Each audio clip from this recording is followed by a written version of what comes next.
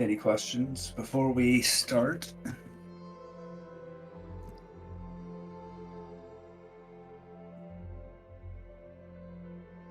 No.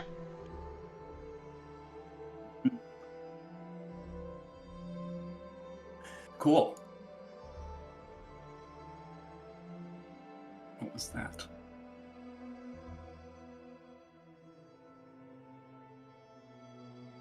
Okay, let's play a game. Hooray! In the last session, you destroyed hags.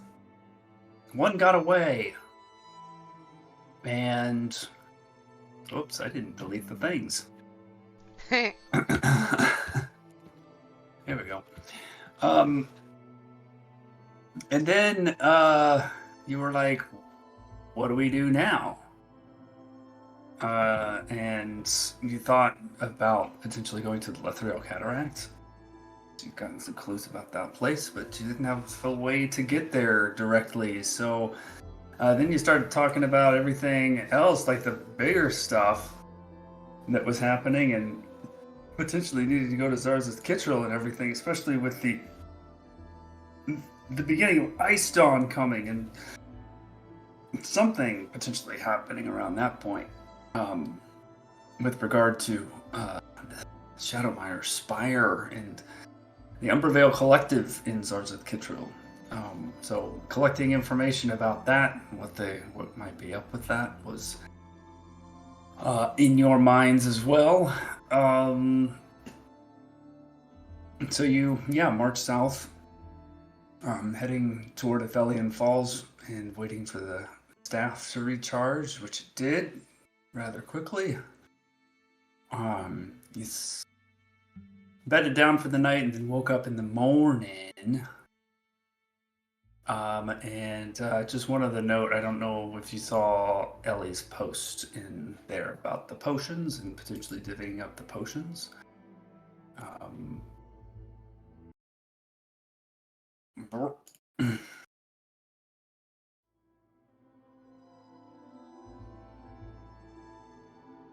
And yeah, so it's morning. Let's see, someone roll a d20. I think we need to do weather, don't we?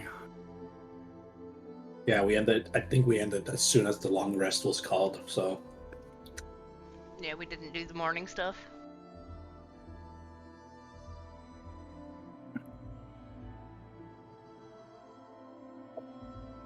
Let's have Lairdren roll a d20. Oh, hey, look at that. Green. I was ready. Yes, you were. Overcast. Calm winds. But heavy snow. Nah! It's so cold all the time! Stupid December. Quick question for Ryu. What is your XP at? My XP is at 62,650. Perfect. Thank you.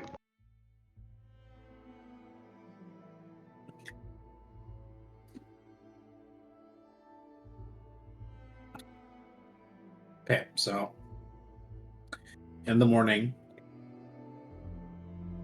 before I try to do the familiar thing and see how that goes, I would like to send a sending to my brother.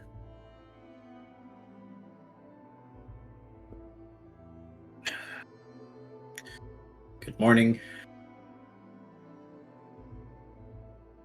We will be arriving at Sargsif within the hour at the Flame Hill. Would love if you could show. End.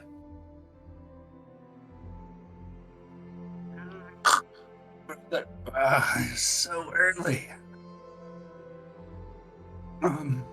Flame Hills. Flame Hill. Okay.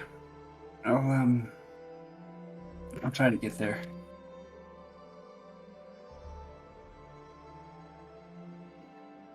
End of message. Love that you woke him up. It's funny.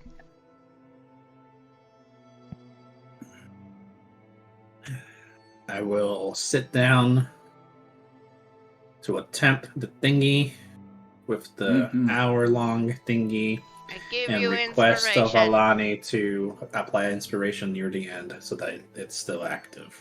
Yes, I give you inspiration towards the end of your thingy. So if anybody has anything, go ahead and go first.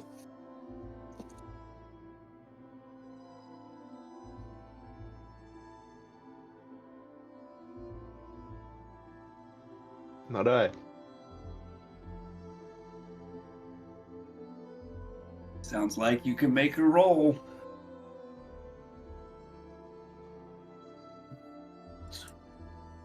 We'll be using the last charge of the Ring of Puzzler's Wit, since I haven't been charging it due to the speculation we all agreed to. And all I may just be an epic. What's that? That I can. Oh my god. That forget what that says. It's a 14. Budget And D8. then the 8. I have to roll a 6 or higher. Hey. Hey! Nice. With a success, you feel like you are really close to figuring out a way to turn dear old Mint into an aspect of the dragon that touched you so at Spinemaster.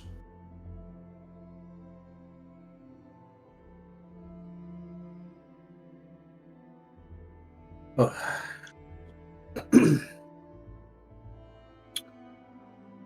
I am at this cusp of a 50-50, guys.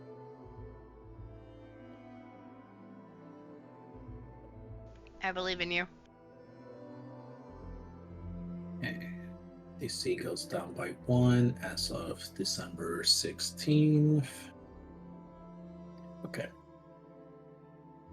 After that's done on my end, since that takes an hour, I will take out the Vadran Spell Staff and beckon my party to come closer so that we are ready for the teleportation.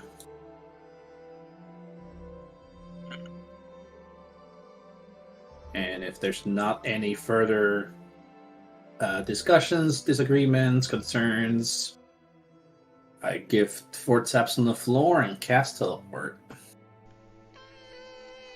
Alani's real nervous, and she, before you teleport us, just kind of looks at you and says, Hey, Sajath, is there a temple to Seluna or Elistrai in Zarzeth? He'll give a smile and say, there's one. You'll be surprised as to how it is. Okay.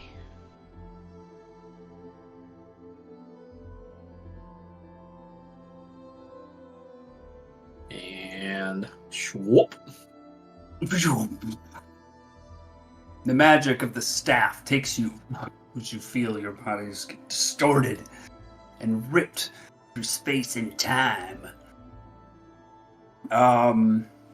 Then, as your momentary disorientation fades, you find yourself atop a hill overlooking a very large city. The bright morning sun reveals this shining city around you, stretching for about 6 miles on its east-west axis and 9 to 10 on its north-south axis, its size rivaling other capitals of the world. Great spires of white, silver, and pearlescent gleam in the light, casting long shadows that give the city an almost piano key-like look, alternating between light and dark. Great buildings and large plazas with just a few people milling about, going about their business this early in the morning, dot the cityscape. To the southwest, the twin spire of Royal Palace in the Metallicentrum section of the city. And just to the left of that, you see a white glass spire of the Platinum Archive in the Silver Circle. To the southeast, a vibrant green patch of trees of the sprawling Emerald Arboretum on the edge of the Chroma Quarter. Closer in to you, directly in the middle of the city, the twisting spire of the Metallic Chroma headquarters, the seat of military power and symbol of strength of Zarzeth Kittrell. Far to the south, the golden and brown fields of Zarzeth Kittrell's breadbasket. And to the east and west, the mighty lakes of Kittrell and Zarzeth, the sun glinting off rippling water. As you're looking out, you see dozens of wyverns and tiny dragons carrying small parcels and appropriately sized letter bags zipping across the sky, landing on spires as elevated observation decks, on rooftops or at ground level, where it seems recipients receive deliveries.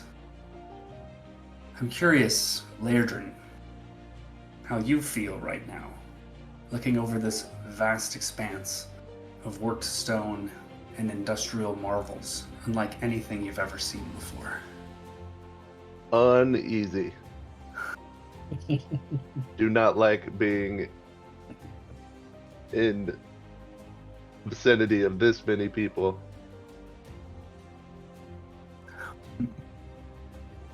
Sajath, would you like to tell everyone what they see in your more immediate surrounds? Like you said earlier, the other immediate surrounding that they gravitate towards is Lake Zarzeth. The enormous lake that rests to the west of Zarzeth Kittrell. More immediately, as they notice more properly as to what the downhill is, looking away from the city, the hill that they're on is a hill almost entirely comprised of Flame Azaleas, a red flower with a yellow circling across it. And as eventually the wonder of what they're seeing fades, they'll notice that Sajath is not looking, since he is used to these sights. His attention instead is towards two gravestones. One gravestone is facing Lake Zarzeth, and another one is facing far east. You all notice that what is written in there, you cannot read. But given that Sajath is intently arranging everything so it's back in pristine order, it doesn't take that much of an insight to realize that this is the final resting place of his parents, Tajaf and Najaf.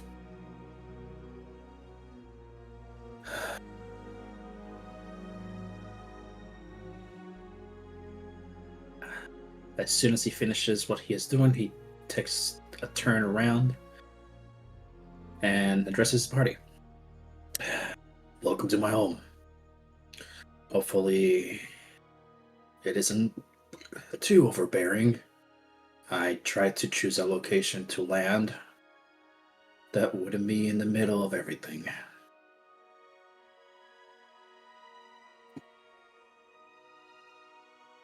I appreciate It's a beautiful that. place. Yeah. I'm gonna say I don't like being around this many people, but this is a beautiful spot you brought us to. So Jaff will point at the canopy of trees that most likely you will have all noticed. Well, Lairdrin, if we have downtime and you would like to, that over there is called the Emerald Arboretum. That would most likely suit your style. It's very different than what you can see the rest of the city is. A lot more natural. So I know you'll enjoy it. I'll have to check it out.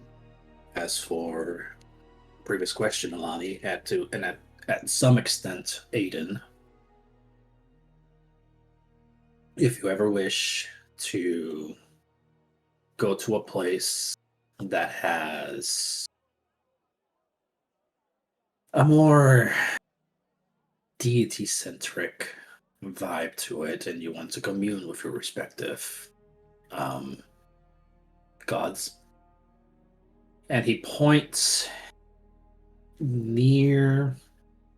Where is it? He points at the north end of the city, and says, well, that there is the Metalli Centrum, and somewhere around that vicinity lies the Prism Sanctuary. That place will be more to your liking if that's what you're looking for, if by any reason. Yeah, appreciate that. There's other followers of the matron?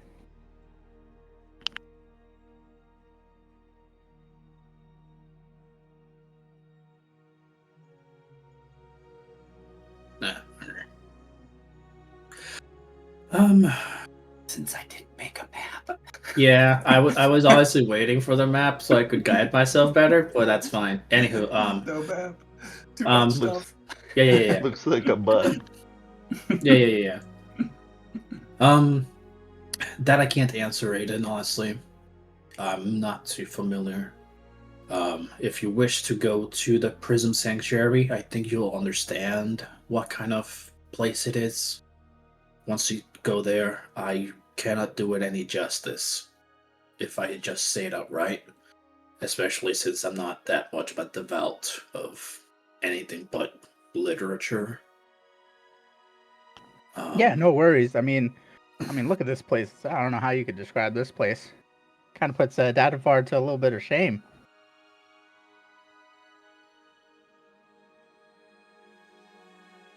But yeah, no worries. We can, we got stuff to do anyways. But man, this is, wow. Hey, Strath, you know these people that were buried here? He'll smile. Should we pay respects or anything? Well, you don't have to. But these are my parents. Oh, sorry. You guys have known. Are there any flowers growing nearby? Nearby, so not nearby the gravestones. What you'll notice on the gravestones is that, let's see, which one did I decide was whose? Okay, so the one that's currently facing the lake nearest to us is absolutely adorned with flowers. Mostly flame azaleas, like you notice on this hill, but also of many different other types. Mostly, if you're imagining a bouquet, it's colors that accentuate the red of the flame azaleas. The other statue, the other gravestone that's currently facing eastwards does not have any flowers, but instead it's just pristine, very cleaned, very pristine, I guess would be the right word. And he'll answer you, well, as you can see, my mother's grave is absolutely chock full of them. And then he places his hand on the one facing east. However, my father was not one for accessories, so it lies in its current state of just being clean.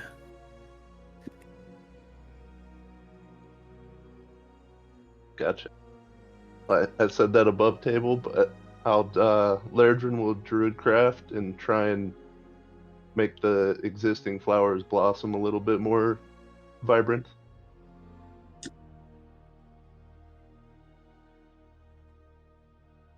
It's a fine resting place.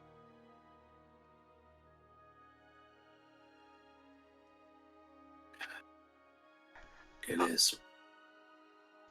Alani's just been standing there like the whole time, taking everything in, and is completely overwhelmed and in shock. Mainly, her eyes are on the gravestones right now.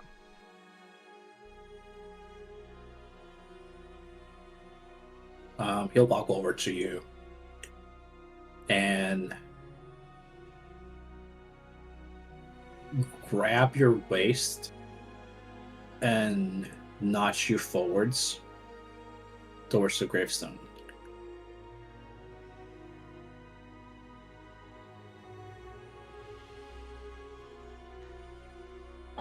Shadycreek.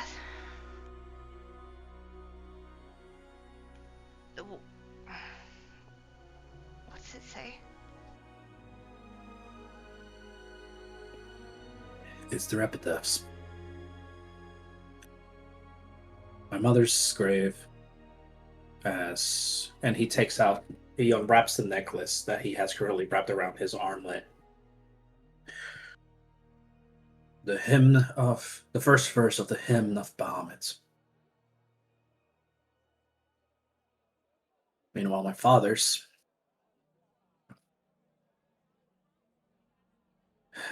contains its mantra. Strength is only as good as the people behind you.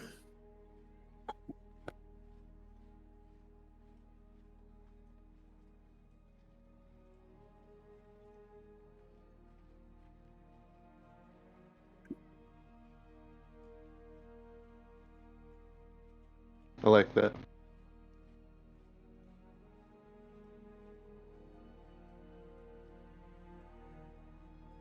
He once again urges you forward, Alani.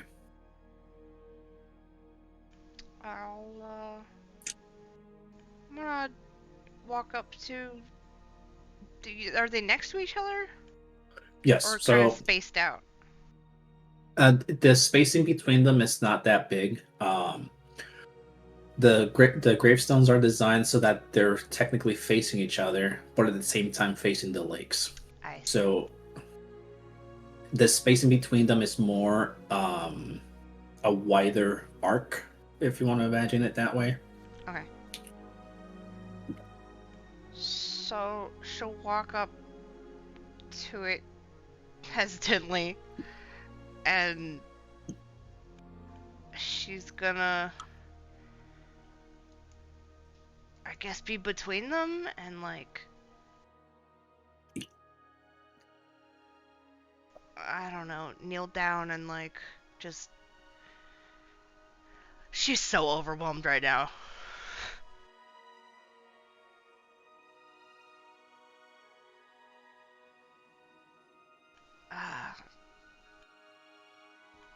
It's nice to meet you.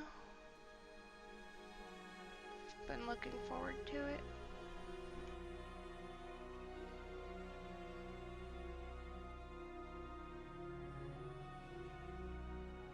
The Jaff will follow the kneel down, and start speaking in Draconic,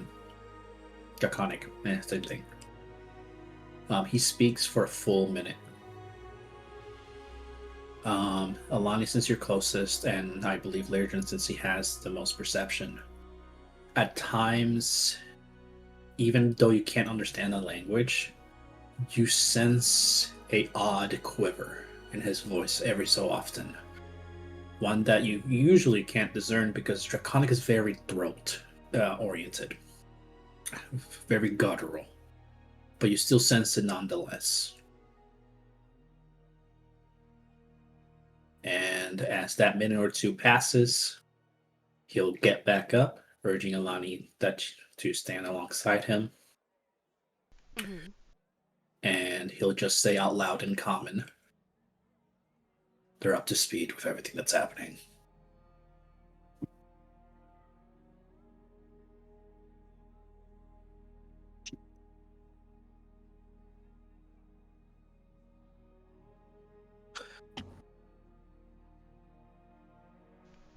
Lairdren just slowly nods a little. Can they hear us? Lairdren... Oh, go ahead. Can they hear us?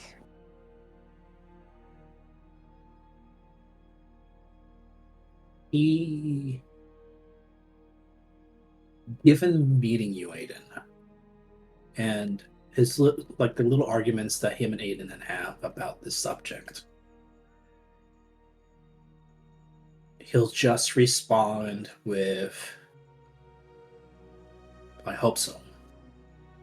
I hope that the matron was able to send them to a nicer place."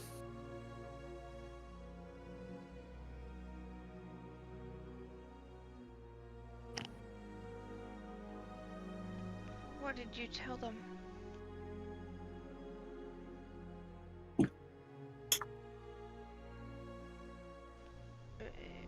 If you don't have to. I'll paraphrase it. I essentially just told him that I'm back. The trip was very eventful. I met many people, 3 of which I could never replace. He holds out his hand and puts it on Aiden's shoulder and squeezes. He does the same with Lairdren's shoulder and pulls Alani close with his tail, forming a jank circle. Nice. And that you all mean a lot to me. And that we're here to spend some days on business.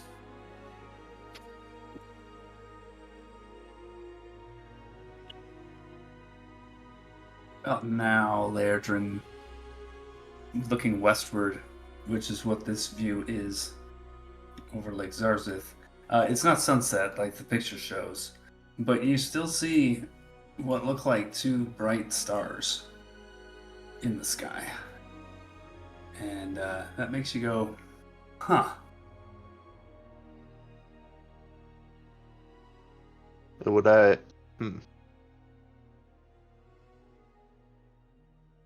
Had I seen them before? Yeah, they've been Am there I the whole familiar time. with? Am I familiar with them? Oh, with these? Certainly not during the day. Right. So, Jath, have you ever seen these stars shine so bright during the day? Epic is one of them. The Temple of Bahamut, and the other one, the other one you errated and changed some things about in our conversations. Okay. Yep. Yeah, the one up here is the temple. And Okay, the one and down there is the night's sun. Okay, give me a few seconds.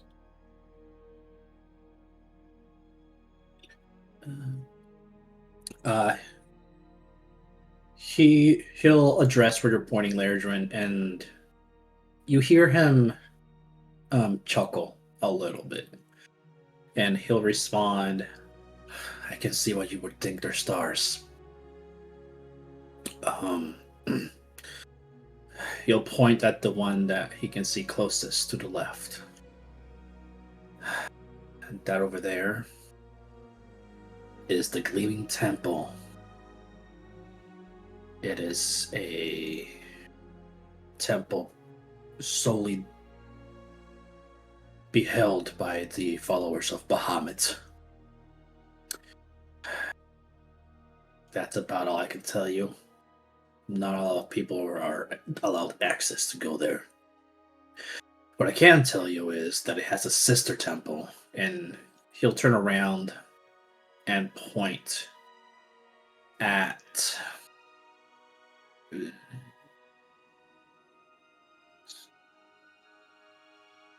Oh, fuck. We didn't put where exactly in Zarzith this is.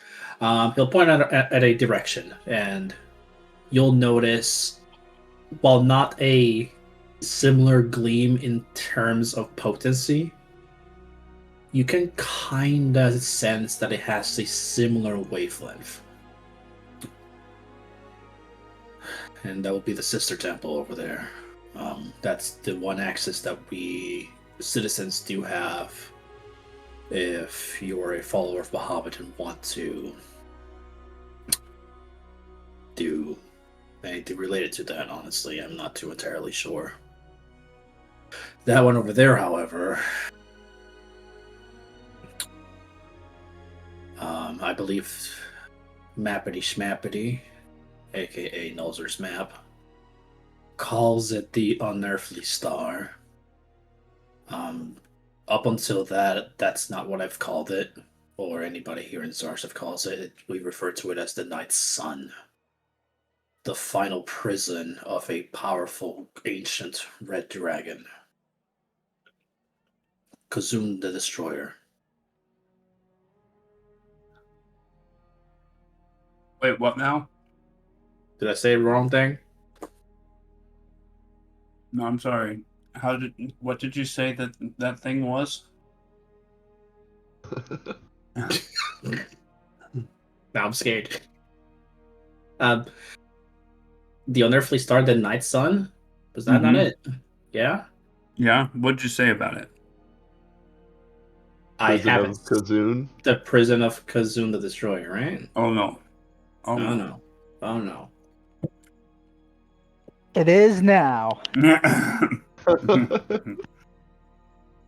Vetoed. That's fine. No, Kozun the Destroyer, Sajat, you know, is alive and well in his roost of Khozun Nahal on the west side of Lake Zarzith. Yeah, it's to the far west, right? Do Yeah. you remember you saying that? And that is what the Gleaming Temple basically does. Its purpose is to protect Zarzith from that dragon. Oh, I'll stick to what that last paraphrase says in the notes, and Sajaf will instead say, however, that's all I can tell you. It's just a name. I don't really know much else about it.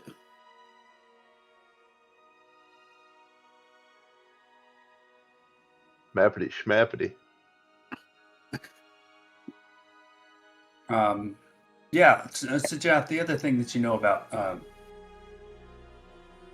about the Night Sun or the Unearthly Star is that some dragon, possibly, probably Khozun, has been seen from time to time over the many decades, kind of circling that thing, as if to probe or study it. But they'd never seen a dragon approach, or try to touch it or anything like that. Okay.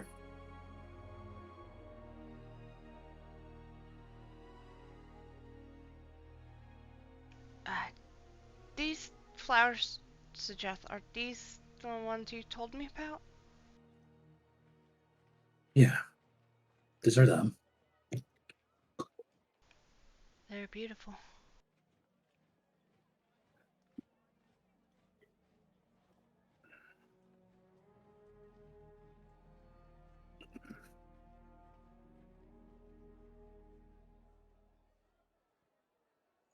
And I'll start scanning the hill just in case I can see my brother.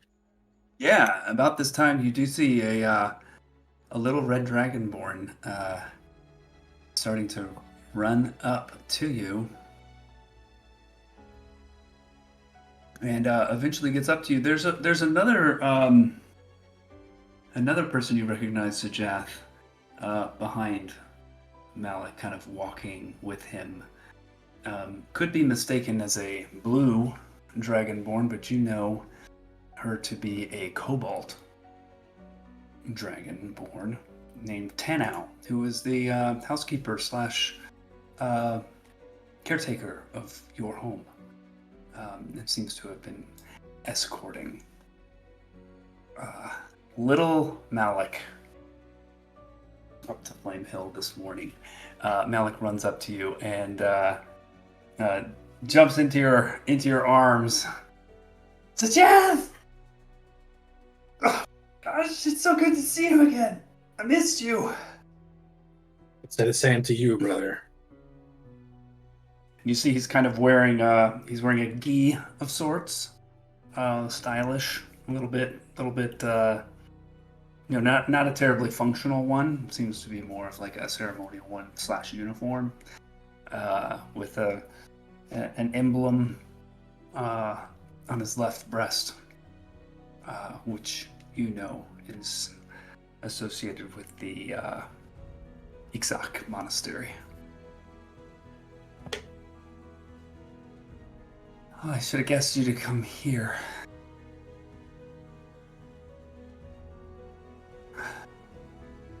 It's been a while. Yeah. And off in the distance, China just kind of keeps her distance and just gives you a nod. I'll reciprocate the nod and proceed to turn to the party with my brother still in tow. Well, this is my baby brother, Malik. Malik, these are Lairdrin, Aiden, and Alani. Hi, Hello. Hello. I'm Malik. Hi. I'm this many. And he holds up 7 fingers. Oh, shit. Wow, you're old. And you're big. You know, your Yeah. brother has saved my life a lot of times. He's a Really? great guy. Yeah. Yep. Why did you sound so surprised with that? I don't know. I mean, when I saw you last time, like I don't know, like about all you could do was like talk to me in whispers and like make drinks cold. He can still do that. Well, last time I saw you, you could barely crack a wall. Mister, I'm going to be the best monk there ever was. And he punches you in the gut. All of the air escapes his body and he drops Malik. Ha! And he does a couple of kicks. A roundhouse kick. Not hitting you. He's like demonstrating. This Does is a how I roundhouse die. kick and a He just kicks the shit out of his brother as soon as he fucking. backflip. Aiden will run up and put his hands up and start doing like some shadow boxing kind of thing. Little smoke comes out of his nostrils. He adopts his fighting stance and holds out his Yes. hand at arm's length, palm up, and then flicks his fingers up, Morpheus style. Fuck yes. Yeah, show me what you got. And I'll kind of crouch down a little bit too. He takes a running start at you, and attempts to jump over you, and does, and then strikes at the back of your neck with a fist, and then immediately goes, and tumbles. Oh, That's hard! Oh my god! I'll try to that's catch him. hard. Can I catch him? Sure. Yeah. Well, Keep him watch from it. completely tumbling over. Ah! Ow! That looks so soft from the outside. All those feathers. Ow! Ah! Ooh. He shakes his hand. Yeah, that's yeah. Yeah. Don't do that. It's all good. All right. It's. You okay? Mm, And I'll do a point of lay on hands on his hand. Ooh. Wow! Whoa! That's so How's that cool. feel? Weird, Hey, I am pretty but cool. cool. Yeah. gonna flex But his fingers. your brother's way cooler. I don't believe you. Hey, if he's cooler than me, how cool do you think I am? I mean, that armor is like super Pretty cool. sweet, right? No. Yeah. Can I touch it? Yeah. He's like, brushes the feathers a bit. Oh, wow. Wow, And it's real feathers too. Isn't that crazy? In this economy.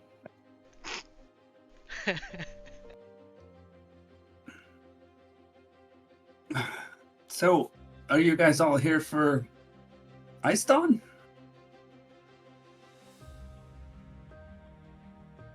Sure. Yeah, we're here. That's when everybody. Yeah, we're here for Ice Dawn. We have some other things to take care of as well. But otherwise, yeah, we'll be here a couple of days. I'm staying in a hotel with the, like the rest of my class and stuff. It's really cool. But I had to get an escort, and they messaged me, so I ran home really quick and woke up Tano, and that's why she's here.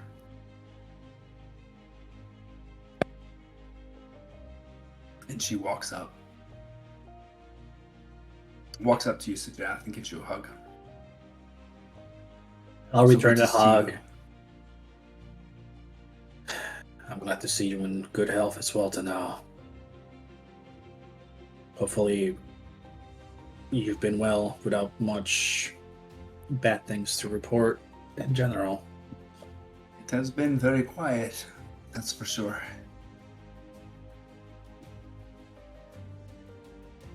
Well, quiet around the house at least. Well, there'll be a semblance of back to normal for a bit, so if you'd rather leave the house unoccupied for a little bit while we're in town, in the city, you can do so. She bows her head. Could I speak with you for a moment? Sure. And she just leads you a few steps away. Hey Malik, come show me some cool other moves you know. All right, I just started out, but Hey, can you That's like what I break got. can you like break a block of wood, like chop it? Do they make you do that? That's next semester. Hmm. Like we're still learning poses and basic. Yeah, show me what you moves. got. Yeah. To you, Sajath, Tenau says a little bit quietly, certainly glad to hear of your return. And is it just for the festival and to see your brother? Or might it have something to do with what is happening in Kosun Nahal, by any chance?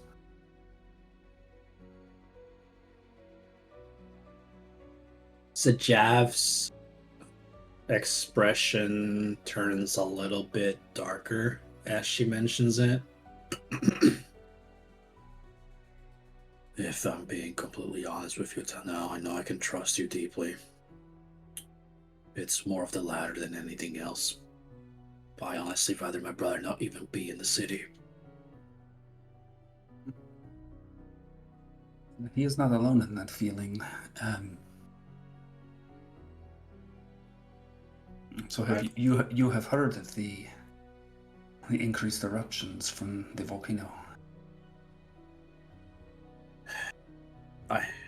By passing it first, but not so much in the greatest detail since,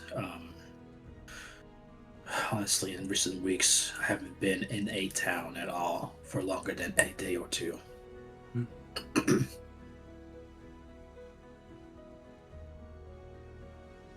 The leadership of the city felt that should be kept secret, but something like that cannot be kept secret, and people are wondering. They're saying it's the most active the volcano has been in recent memory. Some people are on edge, and well, it's probably nothing. And she kind of takes on a sort of that look someone adopts when they kind of are trying to fool themselves. And besides, we have the Gleaming Temple anyway. Long as it protected us. Well, regardless, I do have some business that may pertain to what's happening with the increased volcanic activity. That's partly why we're here before Ice Dawn. I do think it is connected to Ice Dawn, since that's usually when ley lines connect. So, Would red dragons like to pound their chests? that being said, and he'll adopt a, like, back to not being a secretive tone anymore. I do have some good news that I want to share with you and Malik. Very well. And she kind of turns back around, following your lead, head back to the others. Whoa, nice form. Thanks, That was a good man. punch. You're awesome, and that sword, God, it's bigger than I am. Oh yeah, that's all right, man. They make you do a lot of reading, right? As like what you're doing, monk? God, so much reading. Yeah. You know, if I don't really like reading, but growing up, I think I had the they kind of wanted me to do the kind of monk stuff, but I don't know, reading. But you got a good future ahead of you. Keep reading, keep practicing, and you'll be just as strong as your brother. You'll be stronger than my brother. Oh yeah. All right, Malik, settle down. Come here. Oh, what's up? What? This mostly goes towards Utah now, but I would still like little Malik to know of this as well. And Sajaf is going to fully remove his mother's necklace from his person and hold it aloft so that they both see. Malik obviously doesn't know what it is, but Tanao should.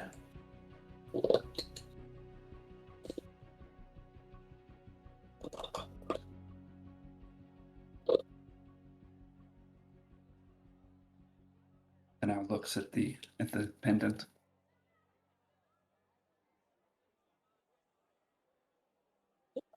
Malik, this belonged to our mother.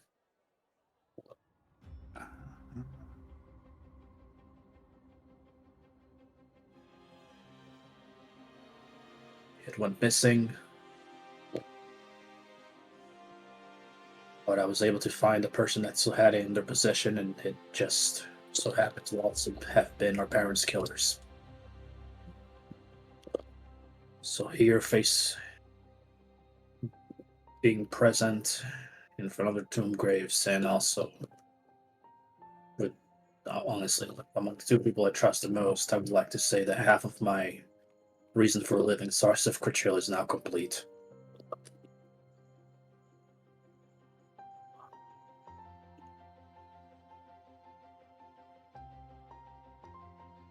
So they're not going to come after me then, or you.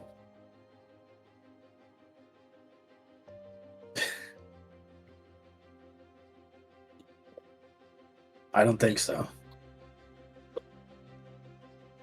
But you better keep up your training so that if they do, you can stand on your own. Yeah, I will. I mean, the monastery is really cool.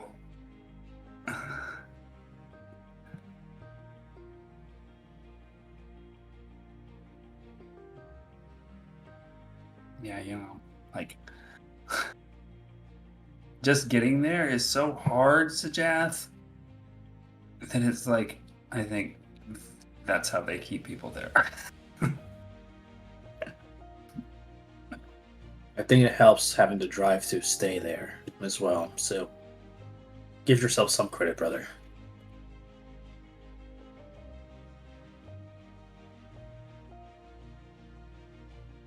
With how hard-headed you are, I'm pretty sure if you wanted to, you could leave at any point you wanted.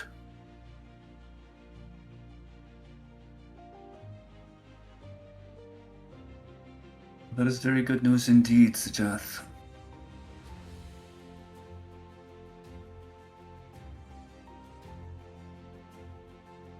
I'm happy for you.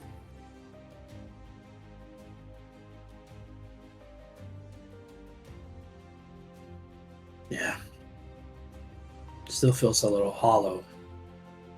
But it's done, so nothing else to think about except forward. Yeah, she puts a hand on your shoulder.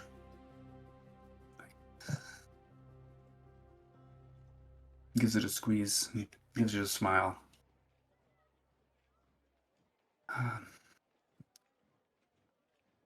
So, hey, I imagine, do you have things to do in the city? Do you,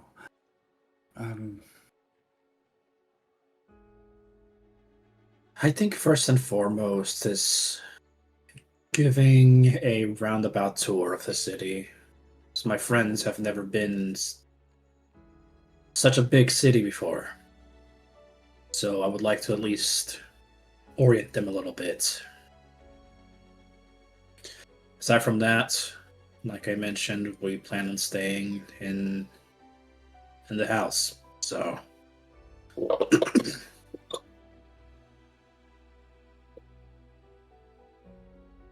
very well. We'll ensure all of the sheets are taken down and meals are prepared.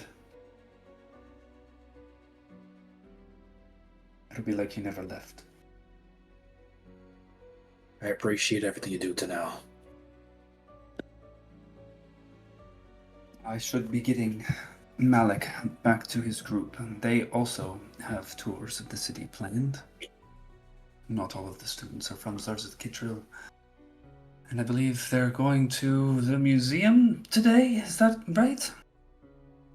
And Malik's shoulders slump a little bit. Yeah.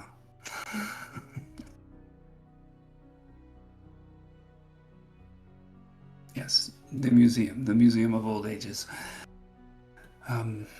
Hey, museums may seem pretty boring, but they can be pretty fun sometimes. I guess. Yeah.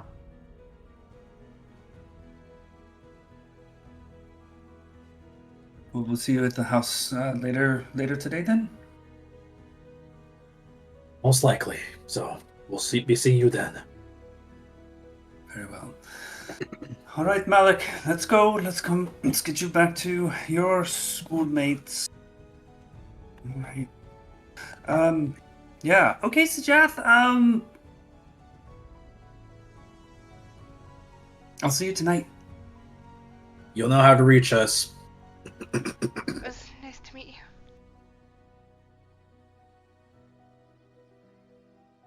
He waves.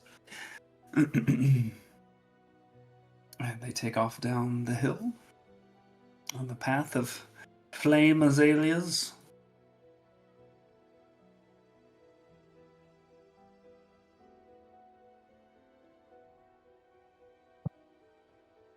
The Jeff's posture relaxes, and worry is shown against his face as he says, well, Tanal pretty much just confirmed one of the things that we kept hearing, is that there's been an influx of volcanic activity as of late.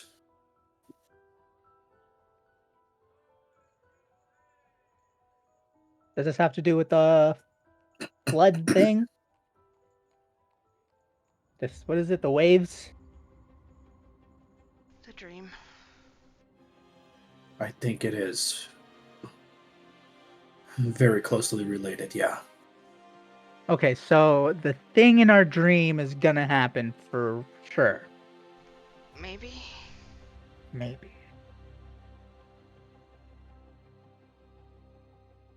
For I sure, mean, maybe. we've done a lot to try and stop it, but who knows if it was enough.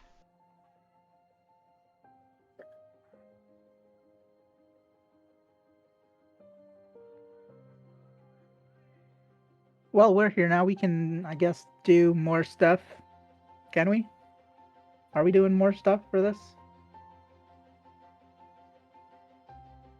Essentially, yes. So the main two things that I think would behold us for benefit is one, going to our library so that we can dig up as much as we can in case there's more to be learned about the specific things happening. And then the second one is to take an impromptu tour of the new did we agree of calling it an obelisk, or is that my dumbassness wanting to call it a obelisk? What, an obelisk? The black pillar. Oh, Shadowmire Spire. Spire is the technical correct one. I just will keep wanting to call it an obelisk. A big black obelisk. Yeah. BBO. Then that would be the second. Just to be acquainted with the vicinity. Aside from that,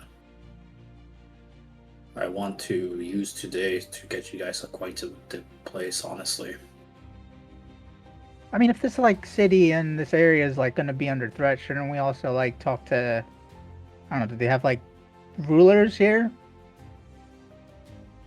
What is, Rulers. like a king or something?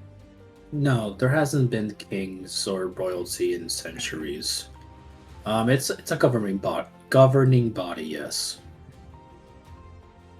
Yeah, shouldn't we like talk to them? Don't they have like, I don't know, science people, magic people, arcane? Well, technically yes, technically no. There's the Silver Circle, which is where the Dragonborn that helped us close the elemental rift are from. You remember them, Oh, right? yeah. And then there's the where is it? The Metallic Chroma, which is the policing force of the city. Think of it as a brass blade. No, that's the wrong show. Glass blades. Glass Glass blades. blades, God yeah. damn it. That's the glass blades of Sarksif. So either of those two places we can go for that kind of stuff. I mean, I think we could use some help with something like if it's gonna flood the. I mean, the dream was it was gonna like, completely like submerge the city, right? Was that was this place, right? Yeah. And then there was like some tower, right?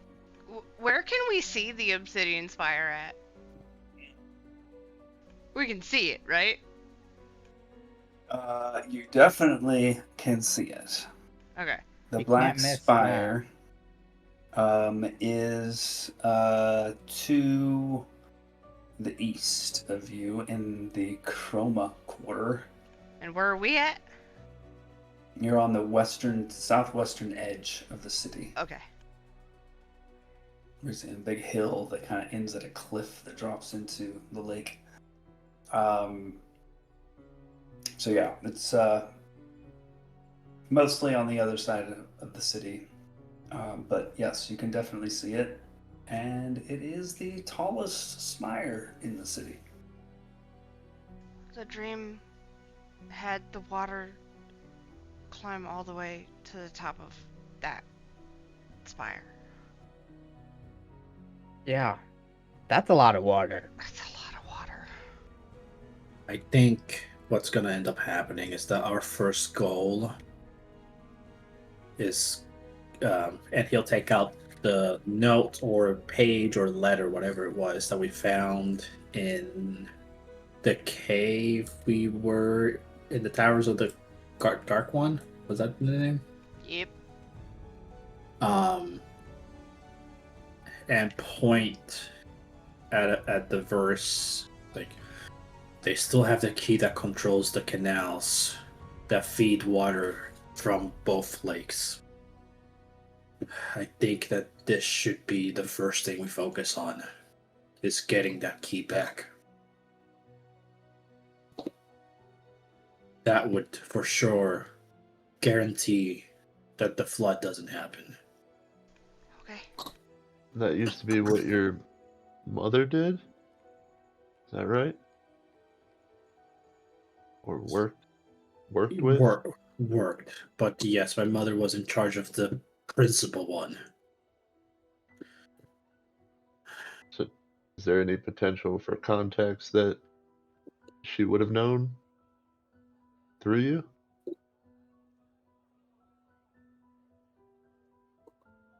I don't think so.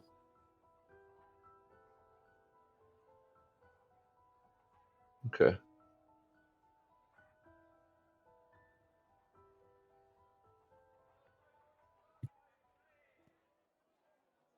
I mean, we can't like tell these people we had a dream that the city was gonna flood. They'd probably like take us in or something. But we can at least, I guess, that's the volcanic something, Yes. whatever. I mean, We could like talk you're about not that, wrong. and If all then four of us come to them and say that Aiden's not wrong, they're gonna think we're crazy.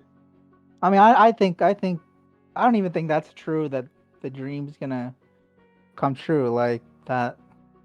I don't know. That's I a mean, lot. it's too much of a coincidence to not Yeah. worry about it. No, but Yeah. Aiden's onto something. Like, we're gonna have to find more concrete evidence that there's somebody conspiring against the entire city. Yeah. Do you Yeah. think like someone's gonna like blow up that canal or something? No, not blow up. They don't need to go to those extremes. They Just just need unlock to it. they just need to open the gates, essentially. And it'll just wow. All right.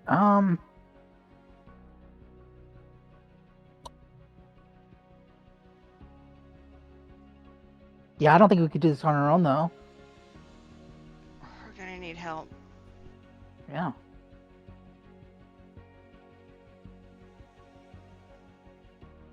I have an unrelated question.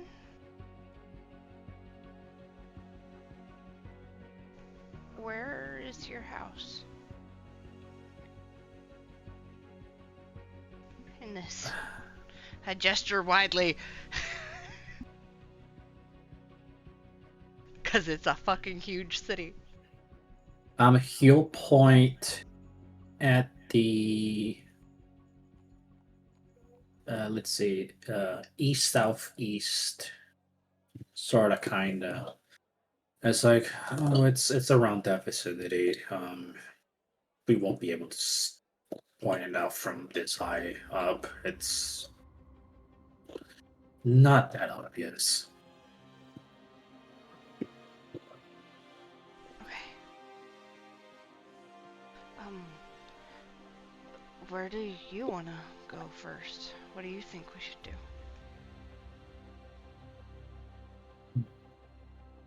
Walk and talk? Yeah, we could start walking and talking, but before we walk and talk, just to give an idea, I still find benefit that we should go to the Prism Sanctuary first, because if you both, addressing Alani and Aiden, or even Lairdren at this point, would need more in tune to talk to your respective deities, that would be the best place to do it. So you guys should probably be acquainted with that place. I nod. I'd like that. The second thing is, like I mentioned, scouting out the spire. And then on the way as we're traversing, see if we could find out some rumor or whatnot. Because they have sorry. They have to be placing the druids that are quote unquote helping somewhere. So maybe we can learn that as well. As you guys are making your plans, do keep in mind that this is a very large city. And the points of interest that you're talking about may not be close to each other.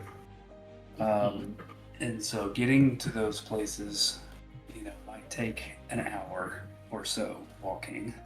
Do they have an MTA? Subway. Yes, but you don't have a pass. Man, I'll take a LIRR at this point. I got the app, dude. Don't worry. So just be aware that, travel time will be an issue as you guys plan out your days.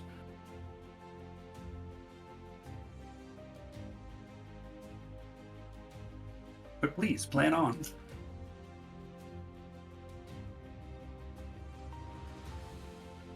So wait, are we staying at your house, Jeff?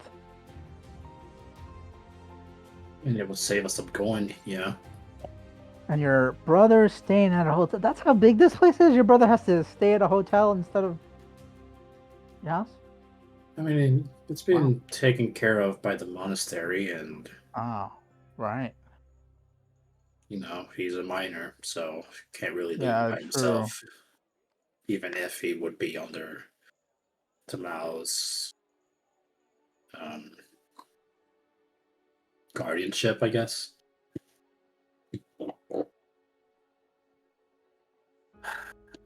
Okay, so Before we leave this area, Sajeth, is it okay if I pick a couple of the flowers? I mean, yeah, I don't. This is free to the public. I'll pick a couple and I'll go put them on your mom's grave. I'll just add my own to it. And I will keep one of the flowers.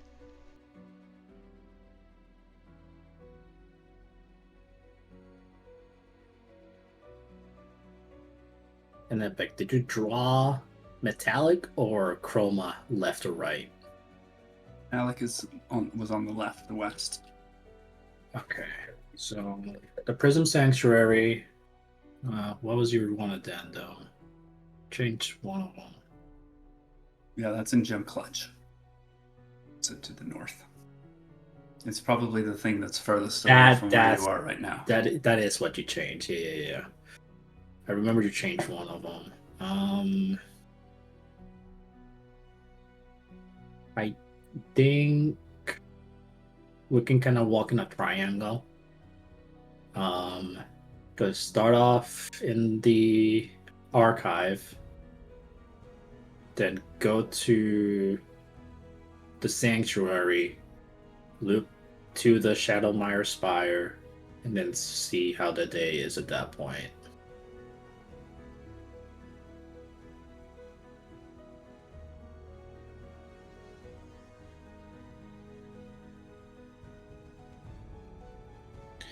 Sounds like a plan.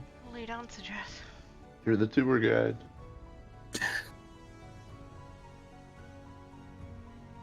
In Dadavar, they did have like tour guides also, and they always they had like a flag sometimes too, and they would like point at stuff. They had all sorts of. You got anything like that? Like some information, some like brochures.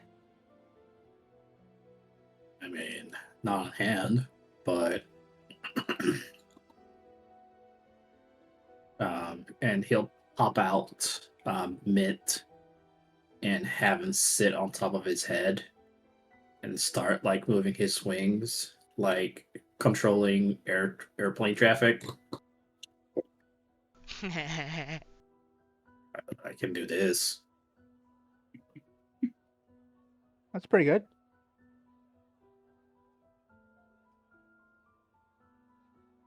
Maybe we could like get some people to tag along, and we'll charge them some extra copper or something. You mean pay them an extra copper or something? No, I mean we like they're part of the tour guide. Start like a mini business while we're in town. No, bad idea. Not a bad idea, but I think that already exists. Hmm. And There would be some competition, right? it's mostly that we're stopping places, Aiden. Like, we're not just looking at stuff, right? So it wouldn't benefit us right now to do that kind of thing. I think that could be like our, when we, I mean, we got to retire at some point, right? We can just, come live here, do some tour guiding. That sounds pretty fun. We could talk about all our adventures. We already have a whole house in Bay's End. Oh, that's like actually our house? Yeah, I have the deed for it. Like it's I mean, our house? Like we own it? We own it.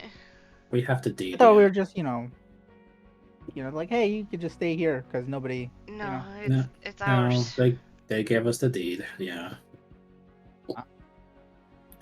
we have a mean, house. We have a house. We. You think we get a house here? You think we could like trade? Well, let's start small, Aiden. To answer, kind of, sort of. There's multiple things that you could do here for a living if you ever do decide to move here. Yeah. As we're walking, he'll point at the absolute excess of pseudo dragons and wyverns flying on the airspace. And Sajaf will say, if you fancy yourself a delivery person of any kind, you can work for Wyvern Express. They kind of are in charge of getting objects or WEX. items. WX. WX. Okay.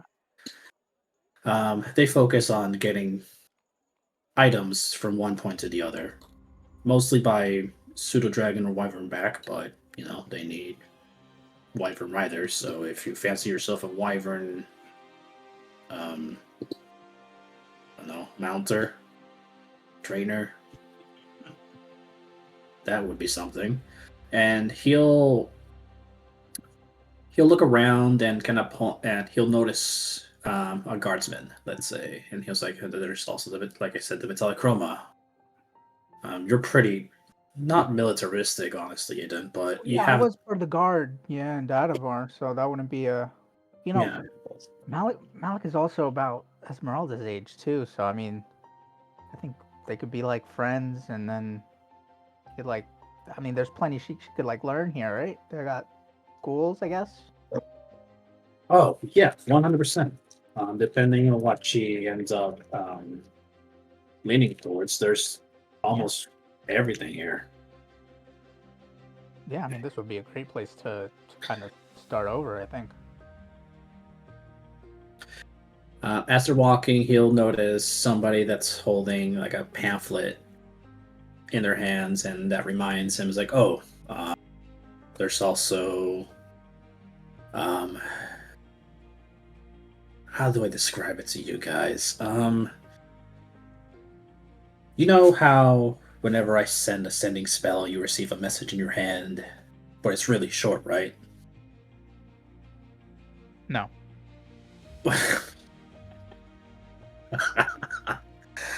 Anywho, imagine if you were a person in charge of getting daily information on what's happening in a certain place, and you want to tell others about it.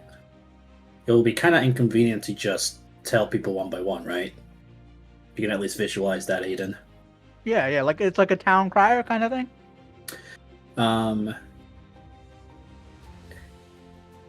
Jeff, at this moment, you remember that you can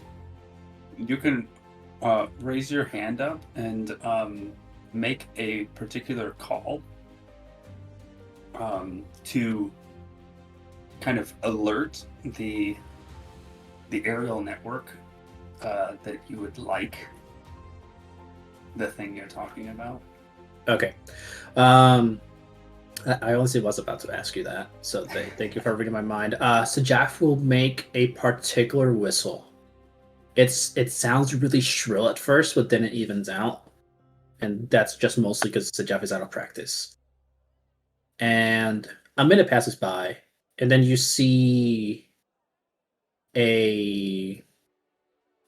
let's say a silver pseudo dragon starts swooping down dangerously close. But Sajaf just holds out his arm up so it lands there and lets go of a scroll.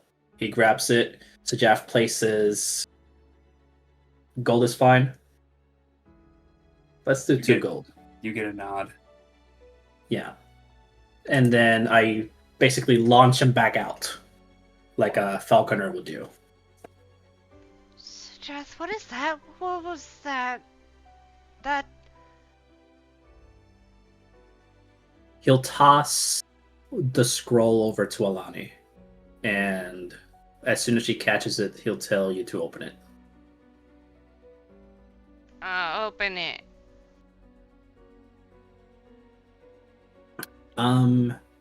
The first thing that immediately pops to you before you can even retain any of the information that may be in the scroll is pictures, images flashing out, different text, different fonts, pictures animating in front of it, a scene of some sort. And as you're startled by it, and everybody else can see this, it's not just you.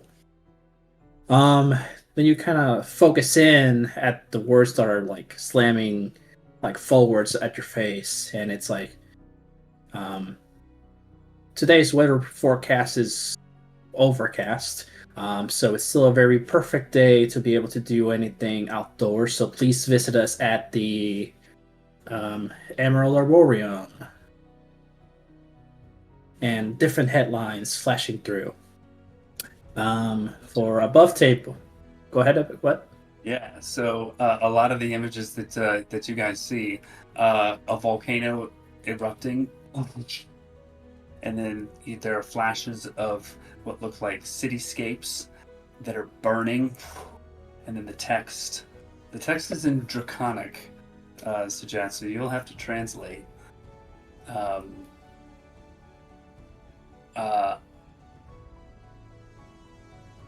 Various headlines that are like eye-grabbing and exaggerated, saying things like, "Is this the end of Zarzath Kitril? The city will burn. Activity at Kozun Nahal heightens even further." Just kind of scrolling by.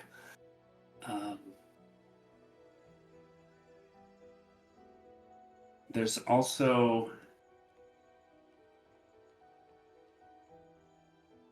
Well, I'll let you continue for now, Sajaf. Okay. And Sajaf will start explaining what it is essentially. So he'll say, so because Zarsav is so big and having a town crier is kind of inconvenient because it will get drowned out by all these people walking around. So they invented this. It's like an informational scroll, for lack of a better word, and it basically tells you whoever wrote this scroll wanted to portray. In this case, and he starts pointing at the images that I just described. It's like they're talking about the increased volcanic activity. It's a lot of doom scrolling, honestly, so it's usually not that big information, but it still kind of lets you know here and there what it could be. Sure, that's incredibly useful in a city this big. And what was the dragon? There was a dragon that delivered this. Oh, Yeah, so that is a subspecies of pseudo dragon. They don't really get bigger than the ones that you just saw. They're everywhere. Well, as long as you treat them right and you give them a purpose, they tend to stick around. They're like what a dog, I guess, would be here in Sarksif. That and drakes, but drakes are bigger. But speaking of Drake, the organization that runs this service is called the Origami Drake. Because he got folded by Kendrick?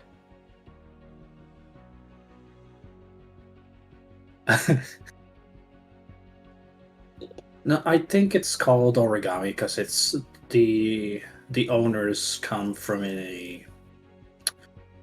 Oof. All I know is that it's an eastern continent. I don't really know the exact place, but they started as a really small business. But I know they've grown in size based on how much information is shared here.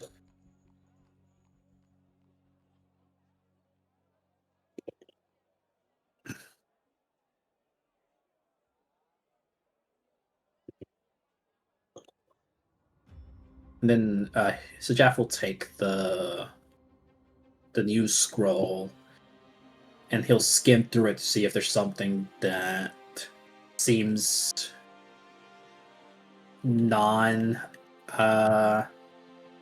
what's the word?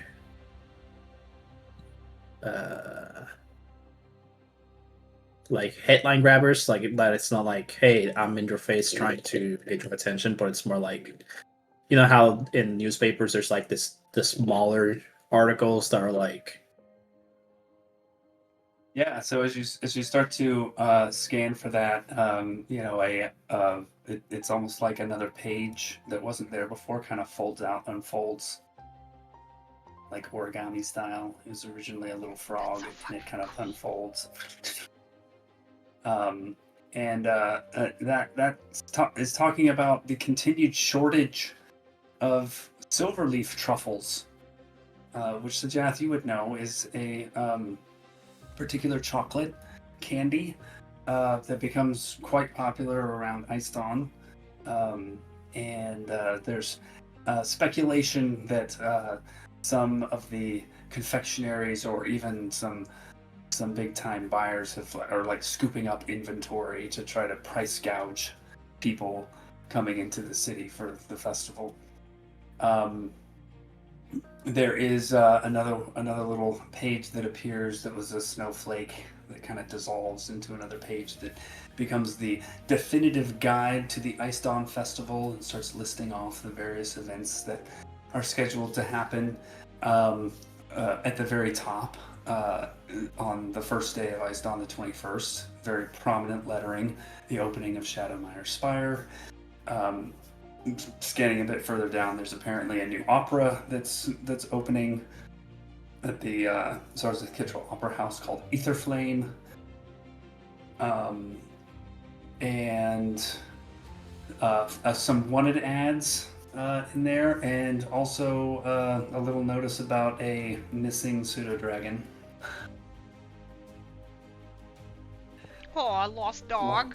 Lost pseudo-dragon. Aww.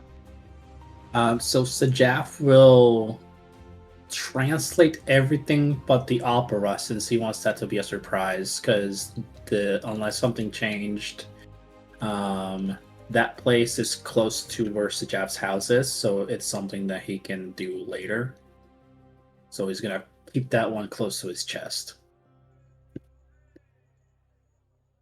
And it's like, yeah, like essentially anything that is deemed important enough to be sent out in the daily mailer, it gets sent out. And since it's created by magic, if something urgent happens, then it can be changed based on urgency.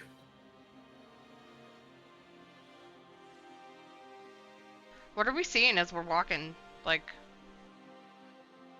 Lots of buildings, and a lot of Dragonborn. More Dragonborn than you've probably ever seen in your whole lives. And there's a few other species here as well. A handful of humans. You see some tieflings as well. They seem to kind of, be the next most populous group here in Zarzeth Kittrell. But yeah, just lots of tall buildings. You eventually make your way into, well, you were already kind of in the Metalla Central section, but you kind of descend the hill into the main part, the administrative center, and also the richest part of Zarzeth Kittrell becomes evident with opulent architecture. The way people are dressed here, you see quite a few of the Dragonborn with pseudo-dragons on their shoulders, which would be a mark of relative wealth.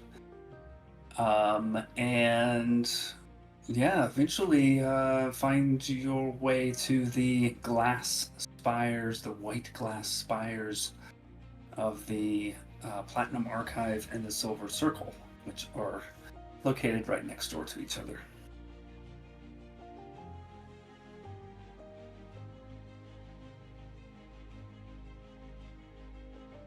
Well, here it is. Platinum Archive. We're gonna be doing some reading. Do you have like a membership here? I do.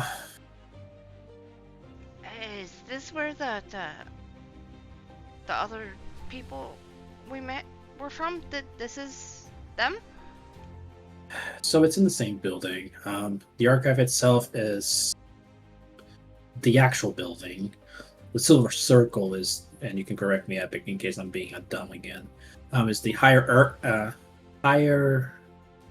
echelon of rank in the Black Archive.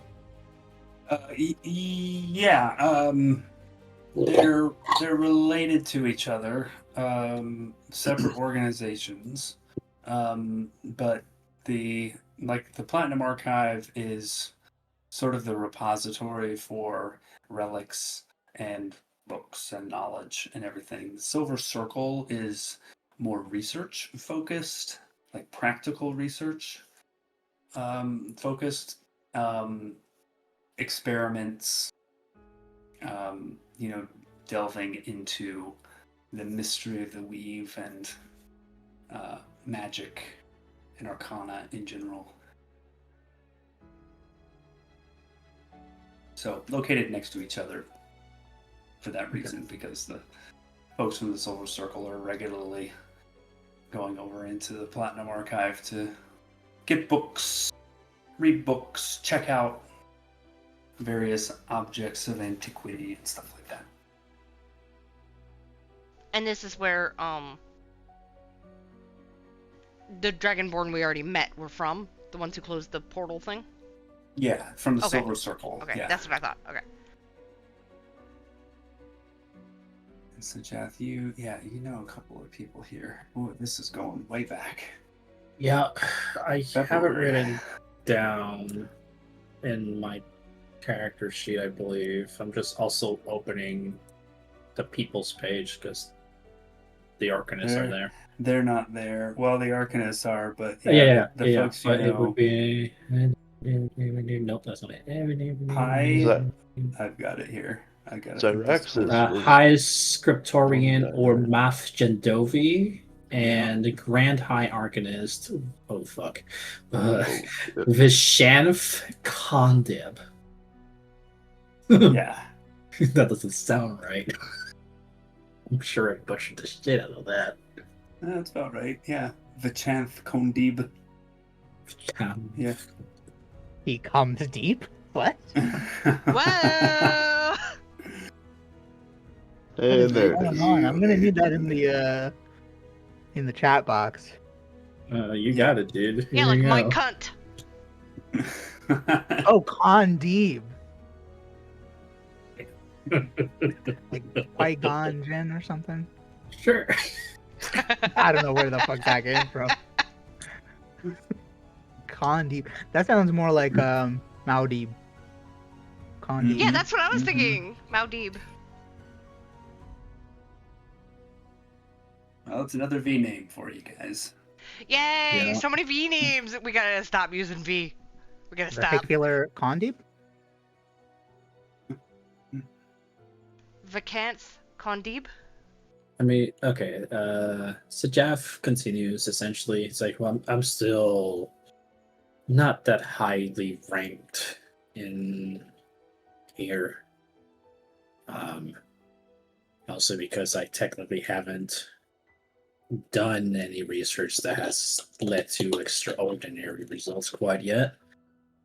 I don't know if granting an audience with either the Arcanist or anybody else that I might know would be available this close to Ice Dawn, but we can still do individual research here.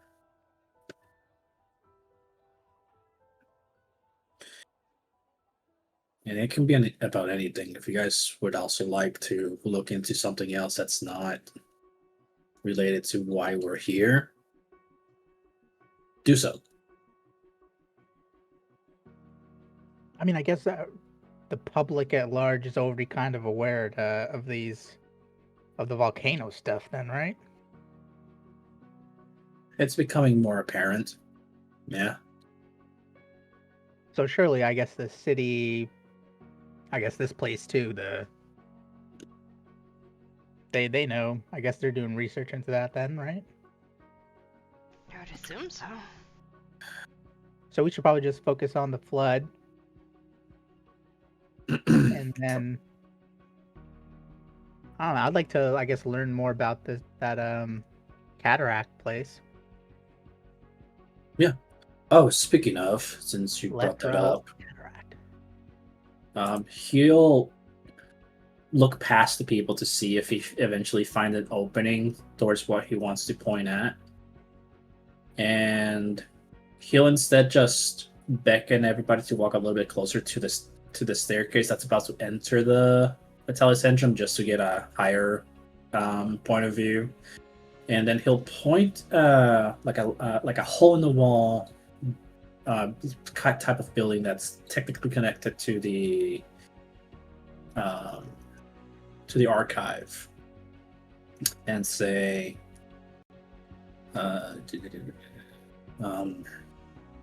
when it comes time to go to the cataracts, if there's a place that has anything related to the cataracts, it would be right there. And he points to a store that is almost extremely contrasting to what the rest of the surroundings looks like, just even looking from the outside. You cannot see inside, so you can't really make anything else out, but the store has vivid pinks adorning the outside. That there is Urza's Anchors. It's a store that dedicates itself to the selling and the rentals of different anchors that teleportation magics may need to go places. So when the time comes to go to the cataracts, that's where we should go, just to see if she will be able to provide with an anchor that can lead us directly to the cataracts. Should we go ask now? I would say no, only because we don't intend to doing anything with that today. Yeah, we could And do that after all this, after we save this Yeah, place, I guess. yeah, you're right. the reason I say that is it's more so that it's a toss-up if she has enough for purchase. Because usually it's a rental service and it's a day-by-day rental, and I don't want to deal with anything like that right now. That's Oh, then I think we should actually go see her. Understood.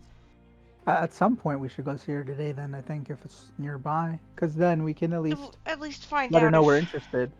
We want to travel there, and then if she can help arrange anything, right? Yeah, That's how it I works? was just thinking about seeing if that was even a possibility. Then, if since we're here, we wouldn't have to come back if that's not an option. Yeah. I think we could do that after, as we're heading Well, out of this place. we're gonna be doing research for multiple hours, and our brain, your guys' brains is gonna be fried. So we might as well do the easy stuff now, so we can go to where's the store right now Okay. and ask that, and then Yeah. Let's get it out of the way. Find the information, and maybe she needs time to prepare that sort of. And Thing then go read some too. books. Yeah, we have to? when we're getting ready to read, I can do something for us to help us read a little bit better. Sleep. You can put me to sleep. No, the books are gonna do that, Aiden. I mean, I could technically do that if you'd like. But Aiden, that's why you read the books. You read the books to fall asleep. No. Usually when I start reading, my head just starts hurting. Yeah, and then you fall asleep. That's what happened when we were researching the hags. There were a lot of pictures. I like the pictures. There were a lot of pictures. That was Some good. of them were a little. Some of them were a little awkward, but Well, the hags are ugly, so I mean. Anyways, let's you let's think go. they would take better care of their bodies, you know? They have all that power. I think that power corrupts them to be ugly. Hmm. But, anyways, let's go. Onward and forward to the pink shop. The pink shop. Says anchors. Urza? Urza. Is it with a U or an E? E. Okay. You walk into the shop, and you see a variety of baubles and different materials. It kind of is reminiscent of the shelf that you saw in Zestra's palmistry parlor, where she had a whole bunch of stuff like that. And then toward the back, in front of a counter, sat on a high stool, you see an elf with long pink hair, part of it coming, on either side in the front, and a nice white robe, glasses set low on her nose. She looks up from a book that she is reading at you over her glasses. Hello. Yes? I have no time for time wasters and no room for excuses. We're wondering if you have anything near or in the Lethriel Cataract? Ooh, and she snaps her book closed. Sets it on the counter behind her. What you need is a silver drop orchid. Unfortunately, some sniveling tiefling absconded with it, and he must be keeping it in a force cage or something, for it hasn't returned. Not that that has anything to do with you, because, I have another. Rare these blooms are, and she moves behind the counter into a back room. And you hear her kind of muffled voice from the back. Only possible to get them every 13 years, and even then it's not guaranteed. Lightning must strike. Yes, here it is. And she returns to the front and holds the bloom out. Now, given that this is my last remaining, and I'm loath to lose it, its rental period lasts only for 24 hours. If you haven't used it by then, it bamps back to me. No refunds either. The rental fee is 300 gold pieces. And she sets the orchid on the counter. Okay, we don't need it right this second. We were just coming in to see if you had one, because we do plan on going there very soon. She picks up the orchid and turns around. Well, you have your answer. Thank you very much. I'll put a gold piece down for your wasted time. I Sorry. do have a question, ma'am. Why every 13 years? How am I to know? It's just the natural order of things. Okay. Well, we have our answer. Let's go to the archive. I slide the gold piece over. Have fun. Enjoy your reading. Bye. Toodaloo! Yeah, what's the book Nice to she's meet reading? you. My name's Aiden. Can I see what book she's reading? Make a perception check. Oh, is this oh. It's more smut. I rolled shit. It's 9. Yeah, was not able to catch the title of the book on the cover. 17 is it, passive unfortunately? perception. Do I? Sure. What's the title of the book she was reading, Lairdrin? Oh, fucking hell. That's not what I meant. See, I was aiming for Hold that. up. I was going for it. Fuck. You were hoping to roll low so you wouldn't have to. It's Look, not you fun can when always, it's your turn, you can huh? always use that 7 you got from the fountain. That would still be 14, though. I don't fucking know, man. Bring 3 random words together. Let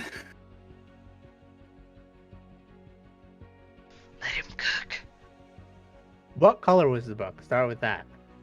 What are you imagining the color is? Sure, it was blue. Okay, what color was the I don't text? know what the fucking title was. Pink girl reading blue book.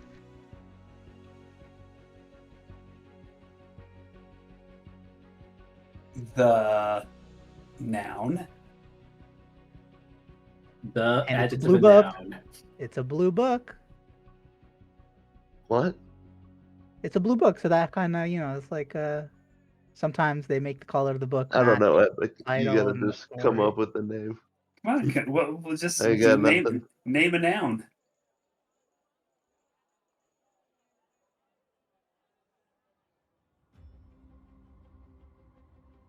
I got no noun, man.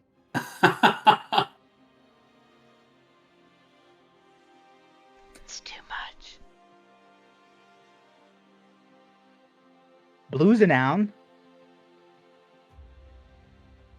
The salty blue. Sure. The Salty salty blue. blue nuts. There you go.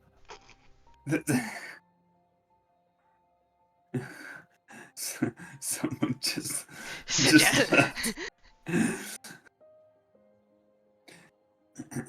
Look, it's a book about the ocean. It's the salty blue. Yeah. Who knows? It's a romantic adventure on the sea. We don't know. Salty Blue by Abigail Firth. No. Horatio Balzac. Horatio Balzac. Balzac. But it's spelled like BAEL.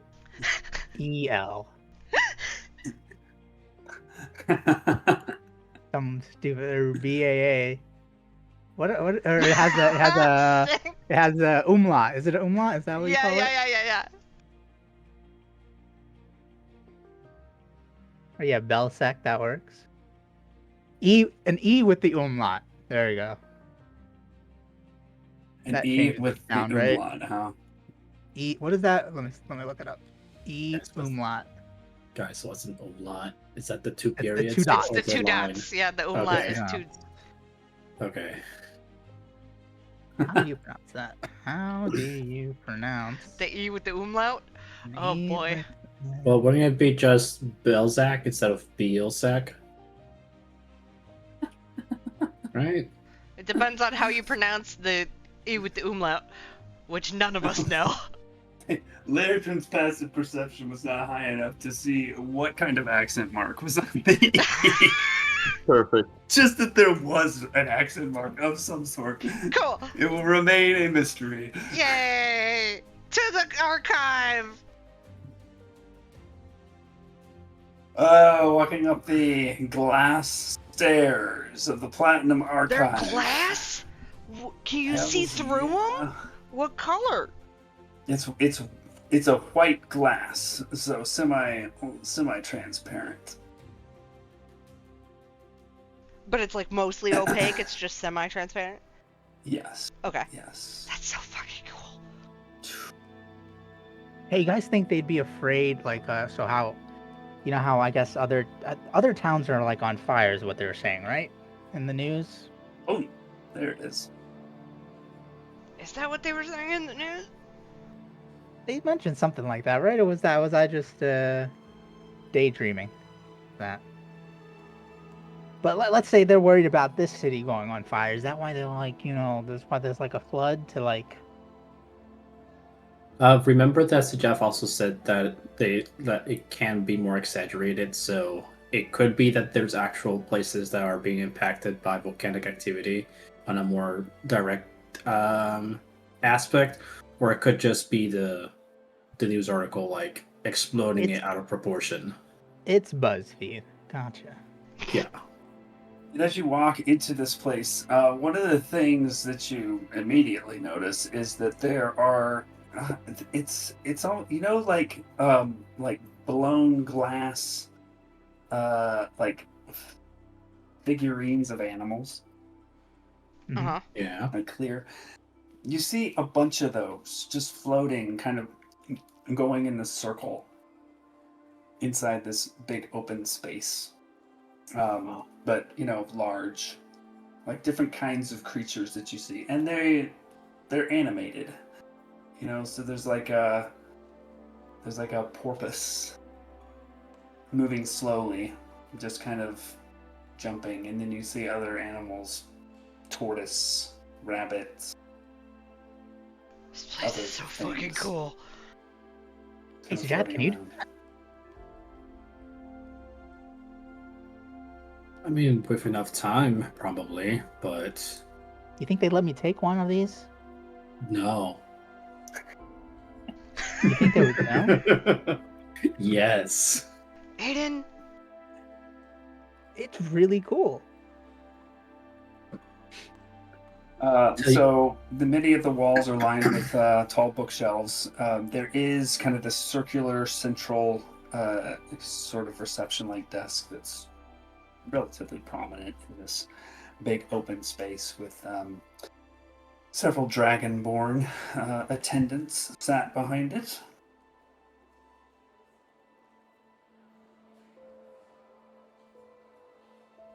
Other people in the space as well, some having hushed conversations. There's a big kind of open seating area with comfy looking couches and chairs and tables where there's some people sat and either reading or having conversations. Yeah. so is this the kind of place where you just go and like pick out a book and read it, or do you like have to ask permission, or what kind of place is this? Do they help you find stuff? This is It's a little of everything you just said. Like, all you have to do essentially is just, if you're going to stay here, you can stay here and browse the common areas. If you want to look for something more elaborate, especially if it's something for research purposes, you do need a membership pass or card, which I do have, but I'm only the lowest of the low, so I don't have access to anything when it comes to what's the word I'm trying to think of, like protected information, so to speak. Oh, like age restricted. No, I think that one you're fine. Are you really Dager looking had for a pretty the strict smut rules. section, Aiden? Well, when I was a kid, Dager at the library they did have like a. I would always sneak in though, so. Yeah, but now you don't have to. Do you It's more want fun, though. to go read some smut? Is that what you'd like to read? No, they didn't always have smut there, but yeah, a lot of it was. Only because I know that Epic, if I ask, is just gonna tell me figure it out. So Jaff is going to walk towards one of these animals and beckon Aiden, since he was interested in the animals. It's like, okay, think of something you want to look for in terms of information. Say it to the creature here, and he will take you to where it is. Oh, and then I can like take him home. No. The cataracts, what was it called again? Ethereal cataract. Letherial. Wait, what? Letherial cataract.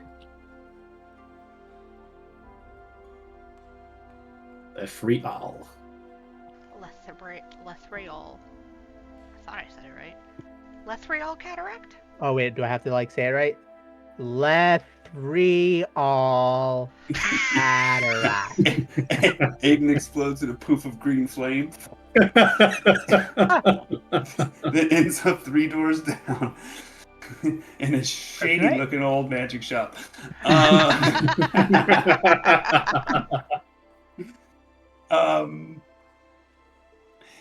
This little rabbit comes right up to your nose, Aiden. Hello, little rabbit. Hopper. And then takes off to the right. Whoa, hey, Kinda slow down. hopping, leaving a little trail of like silvery glitter behind him. Hey, Sajal, if you wanted Aiden will run after it. to research an item,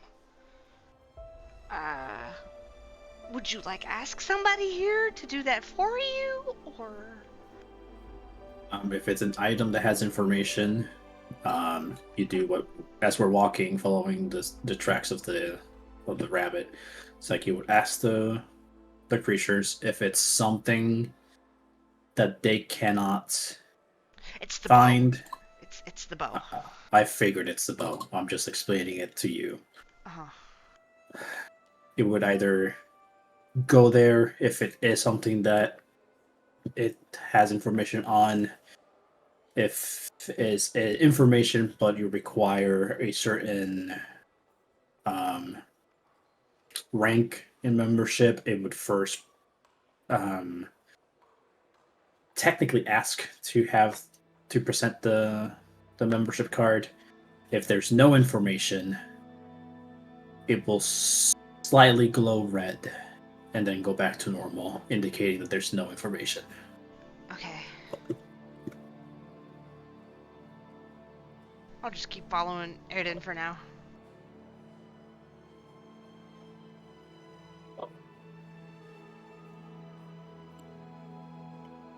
Okay, dokie.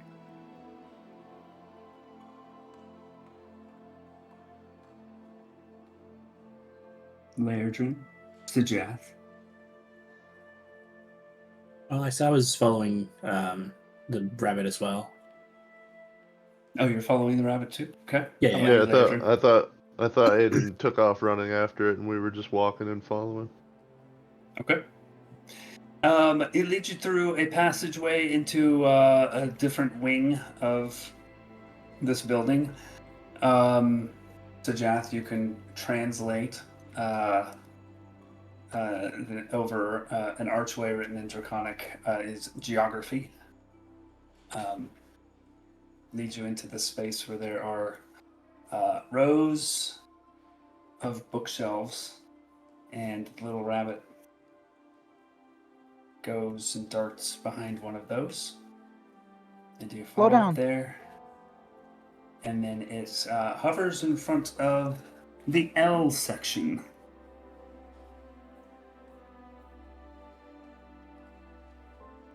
And once you arrive there, the little bunny goes ahead and takes off back into the central space.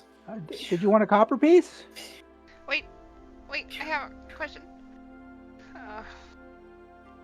There's thousands more around. You just have to look for one. We don't have to Yeah. like pay them, right? No, they're ethereal. They're not real. Glancing up at the stacks, you see a number of books that seem to be written about the Lithero cataracts in this L section. So, lots of information to comb through.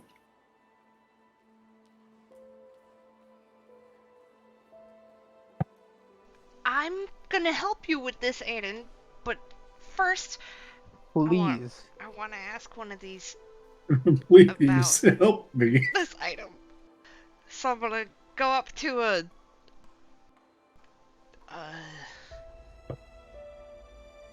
sparrow. I think if you put your hand up, it'll know to come to you. Try There's a that. little sparrow, and I go up to it, and I reach into the quiver and pull out the bow, the hourglass bow, and I show it to it, and I say, "Do you know anything about this item? Is there anything in the archive about it?"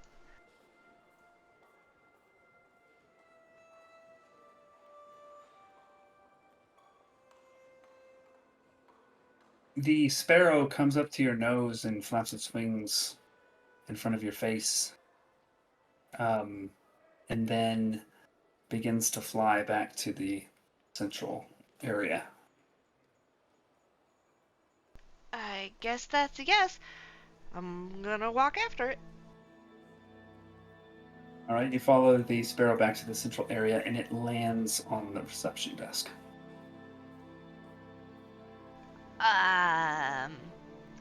Hello.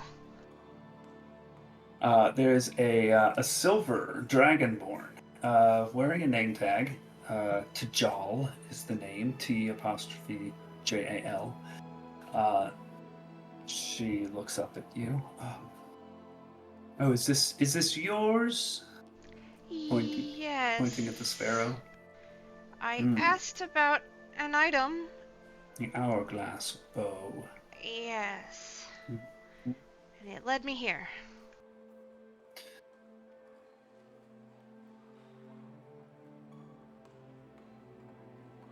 And do you have a membership card? No.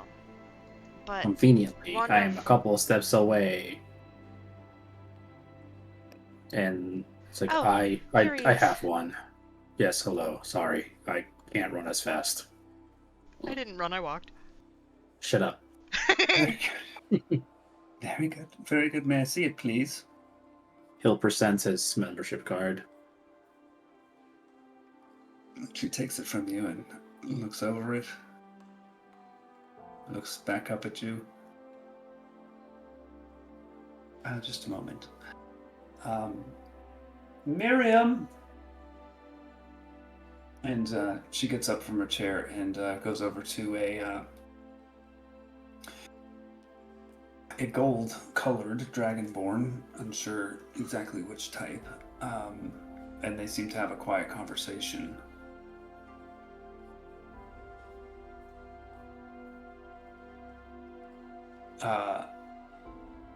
Tajal comes back and looks at you, Sajath, and says, just a moment, please, Sajath. And another moment passes and Miriam comes back, comes up to you all behind the desk and addresses you, Sajath. We have a new card for you. Oh. And she hands you a new card. It looks very similar to the one you have, except you notice that there is a restricted endorsement on it. By word of High Arcanist Cyrexis, you can access all parts of the archive. Fuck yes. Wow. I wasn't expecting him to be able to pull the strings. That's good to know.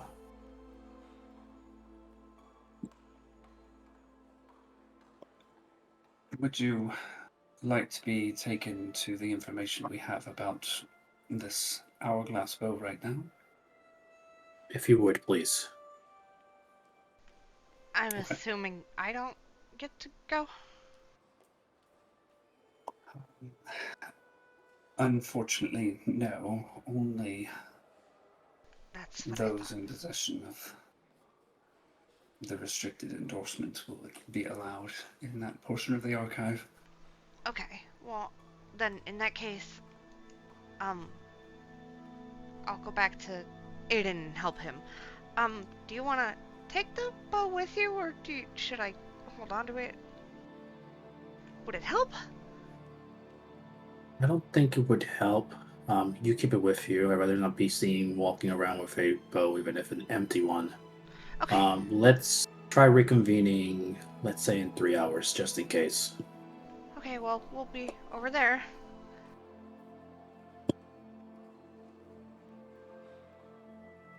And I go back to Aiden. Okay. Back with Aiden and Lairdrin. Oh, Lonnie, I thought you were gone forever. Yes, gone forever. I left you alone with books. Do not do that again. I won't. I'm here to help. I Did get a you little guys guilty know? because the books are made from like trees and stuff, and I don't know how you feel about books, Ladrin. That's an excellent fucking question. Guys, suggest Surrounded by dead reeds. Suggest gets access to the whole library. Ledrin's eyes begins to glow, and a book that used to be a tree. Oh my god! No! The pulp of my ancestors. No!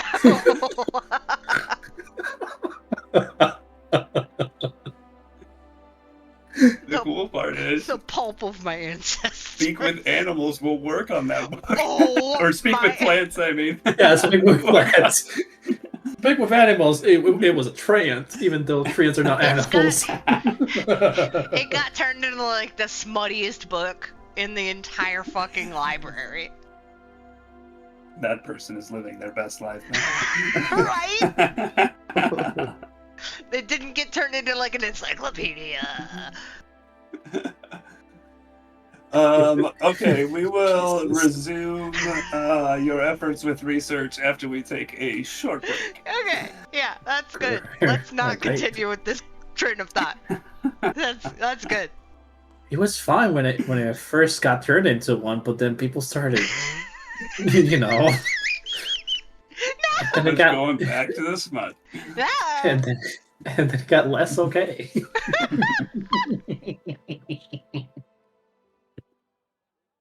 Okay. Alright, back in a bit. Yeah.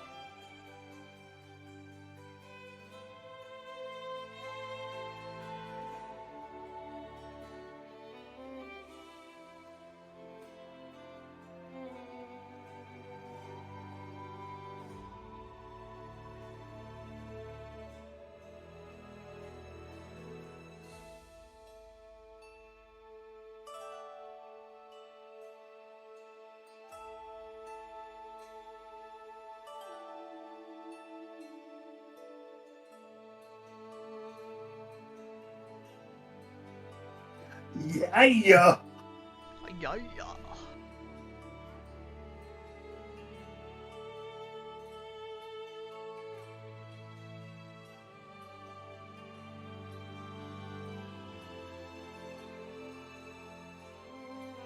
Not that one.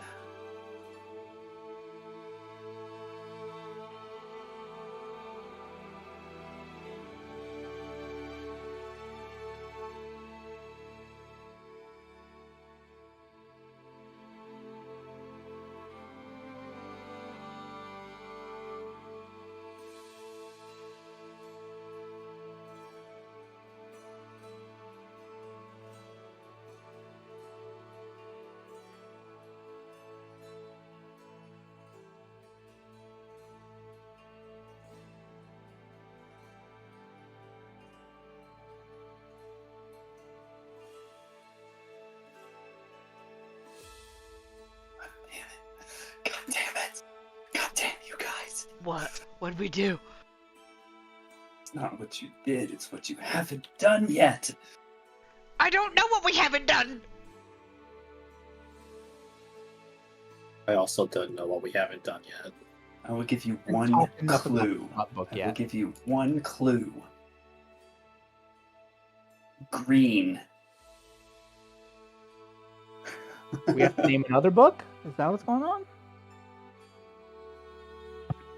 The Salty Green? That's it. We gotta find the salty green. That's the name of the smut book. That's the name of the smut book. It's actually, you know how it works with the smut book? It's like, because there needs to be consent, right? So it's gonna be like the Tom Marvolo riddle. Tom, it's gonna be like his diary. And it's gonna be like asking you questions like, would you like to penetrate? Love it. And then you have to write in it like yes, and then or no. If you're not feeling. Oh God.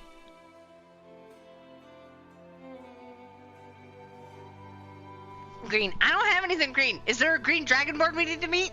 Is there a green dragonborn we have to meet? What's green? Green?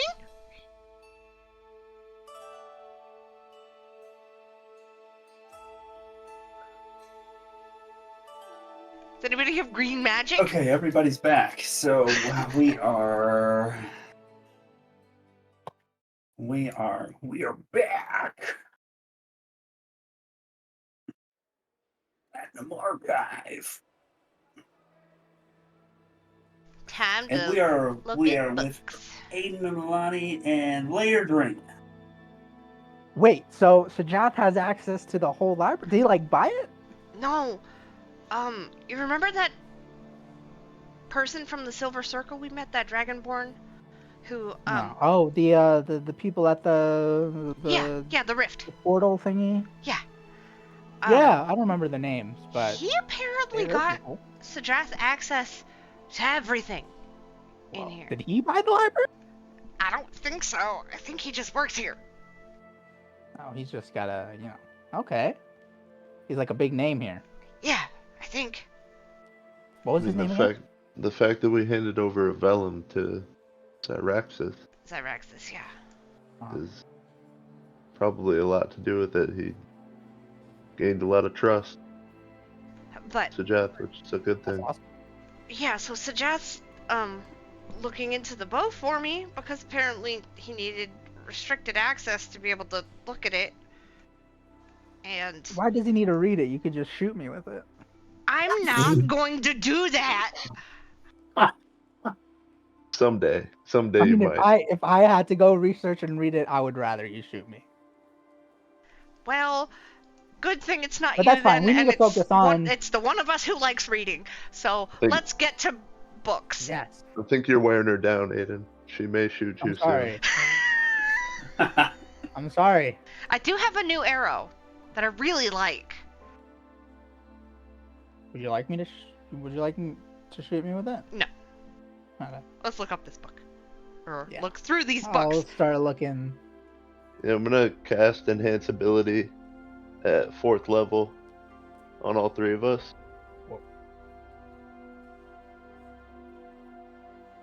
And give us advantage on intelligence checks. Fox's cunning. Woo! Damn! I'm All right, gonna so you look guys some are shit up. taking some books down off the shelf, having to do with the Lethriel cataracts. Yeah, I'm gonna look for any books on the Gleaming Temple The and Gleaming Temple. Okay. both the Gleaming Temple and the Unearthly Star. Okay. And Uh, potentially even Kuzun Nahal. Okay. All right. We're racking up some hours here. I'll help or you at out least with that Laird after has. I'll help you out with that after I get with this one. I'll help you with one of those. Yeah, I figure we're 3 all gonna things. be helping each other, so Yeah, it's yeah, fine. I don't know what you did, Bladrin, but I kind of suddenly want to read now. What do you do? Look through the. Yeah. Oh, take a book off the shelf, Aiden. Open it up, and look at it. Okay, and I'll start reading. All right. Let's do an investigation check for Lethriel cataract. I think at first he will be wanting to do more of like a geography thing to see, maybe, I don't know if there's like an encyclopedia or like maps, any sort of thing like that. Maybe even historical kind of context in the book as well. Anything What's like enhance that. ability do? first. Gives you Advantage. advantage. Advantage. Ooh, so we both get advantage? Are we both rolling? I don't know. I mean, if you I guys guess- would all yeah. like to spend time doing all the same stuff, you certainly can. But just keep in mind that We're meeting this up in isn't 3 hours. instantaneous. So you've got like a certain amount of research to do. I mean, I don't think all of us need to focus on Lethriel Lethriel cataract. Lethriel. We can have, you wanted to do the Earthly Star in the Temple, Ladrin, so you could do that. And then I can do this, and then I don't know what you want to do, Alani. I can help out with any of it. Okay, you could do like 50-50 with me and Ladrin. I Yeah, guess. yeah, basically. That's kind of my idea. Does that sound good, Ladrin? That works. Yeah. Okay. So, am I doing it first? Investigation check? These are my 2 rolls. Alani, remind me what you're looking at. I'm looking at Lethriel cataract stuff with Aiden.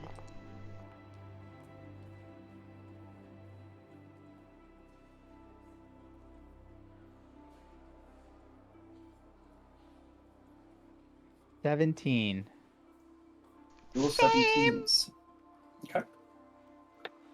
Aiden, specifically about geography, you do find some maps of the place. Nothing detailed, just kind of like 30,000-foot view, as well as some closer up illustrations, but very very close in. You learn this is the cataract is one of 2 major outflows of water from Lake Kittrell. The other being the one that goes over Athelian Falls. And the cataract is so named because it is a vast area of waterfalls, essentially. Waterfalls in very steep rivers, if you will. And it basically extends from the northern edge of Lake Kittrell almost all the way to the northern coast of Namnamia. Does the water flow from south to north or north to south? From south to north. Cool. And so it is a violent and turbulent place. Not only because of all of the chaotic water that's all over the place, but also because it's strange geography of rocky outcroppings and chasms and kind of low valleys and everything. The wind currents in that area can also be quite chaotic. With 17s, some of the smaller illustrations, just kind of like depictions of sections of like chasms and waterfalls, big boulders and rocky outcroppings, and basically white water all over the place. With a 17, you do come across some of the flora and fauna associated with this place. There are a picture of what kind of looks like a gerbil, except it's fat and it looks like it's got like spongy skin. These are called fall-fang chillas. And there's these very aggressive, apparently, kind of overstuffed gerbil-like creatures that have oversized fangs. And the depiction makes them look kind of scary. Their hind legs are leoprine, so like a rabbit's hind legs. They are known to attack in swarms, and they love iron. Okay. Why am I They are picturing iron like deficient. Gotcha. aggressive exploding chinchillas? Right. One of the plants They're that you magnetic. come across is called chaff bloom. This is depicted as a viney plant with bulbous green ends. These are not an aggressive plant, but if creatures or predators or anything it senses as a threat gets too close, then those bulbous ends emit a cloud of glitter-like gas that apparently disorients creatures, which is an effective mechanism in this area, because what tends to happen is that creatures that are trying to eat these things get that glitter poofed in their face, and then they just get disoriented and fall off a cliff. Glitter bomb to death. Basically falls to their Glitter death. bomb to death. Glitter bomb suicide. Understood. Jesus Christ. Other than that, like you get the sense that this is a wild, untamed, very dangerous place in terms of just like the water all over the place, it being hard to hear, like mist and spray combined with cold equals no bueno in terms of being able to survive.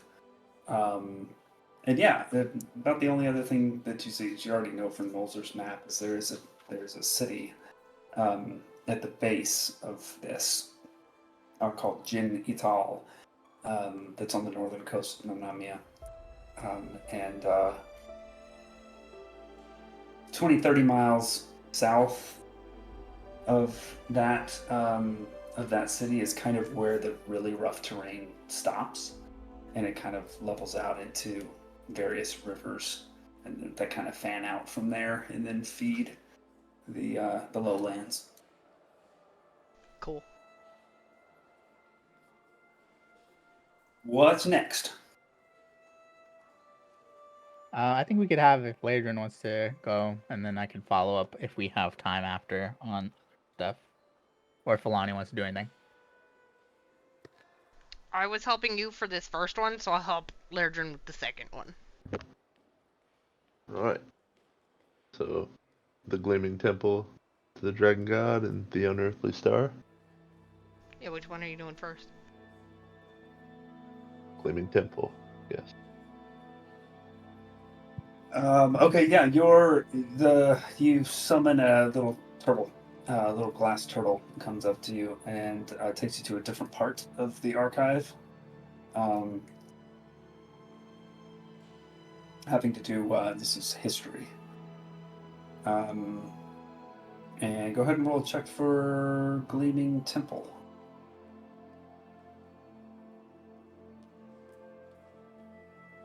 Whoa.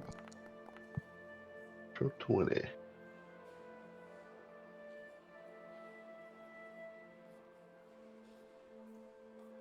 An at 20.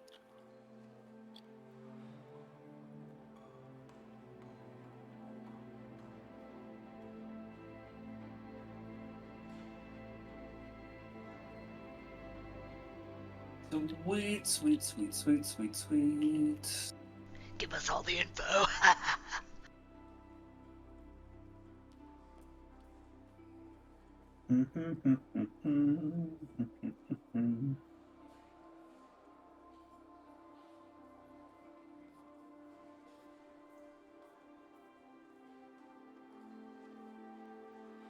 I have to find it first. Good. Apparently, I have nothing written down. That's okay. We can get to it later if you want. Yeah. No, I don't have You have to anything make it written up down now, because Adrian. everything is in my head. So, natural 20. Gleaming Temple. The Gleaming Temple of the Dragon God was established, as legend goes, by Bahamut himself. Taking a piece of earth, raising it from the bottom of Lake Zarzith, and suspending it above the lake. He did this as a parting gift to the fledgling city of Zarzith Kittrell, which was basically, it was a relatively new city at the time of the Sundering and the Great Banishment. Bahamut did this to protect, or to at least try to protect, Zarzith Kittrell from the legendary Red Dragon, known now as Hosu the Destroyer.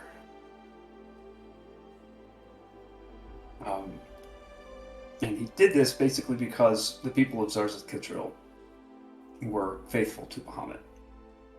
And realizing that he was being torn away from the material plane,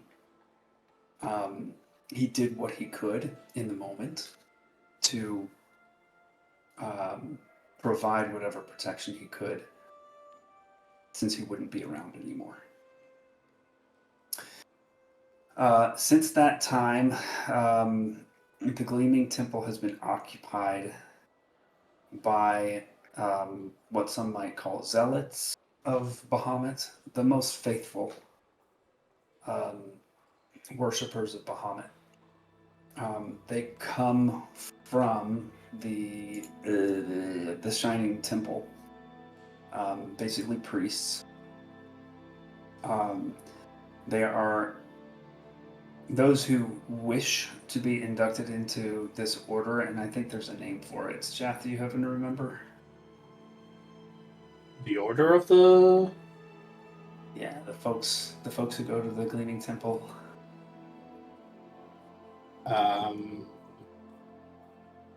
No? Doesn't matter that much. The Gleamers.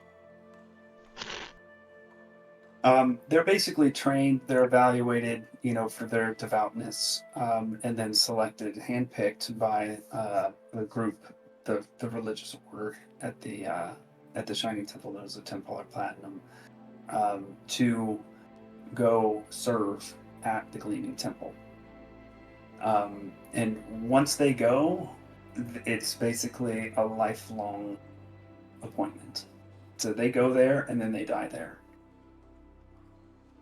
Their job is basically to pray to Bahamut nonstop, and to keep an eye on the lands to the west and report any activity that they happen to see, anything that's alarming, anything that's unusual, back to the Shining Temple.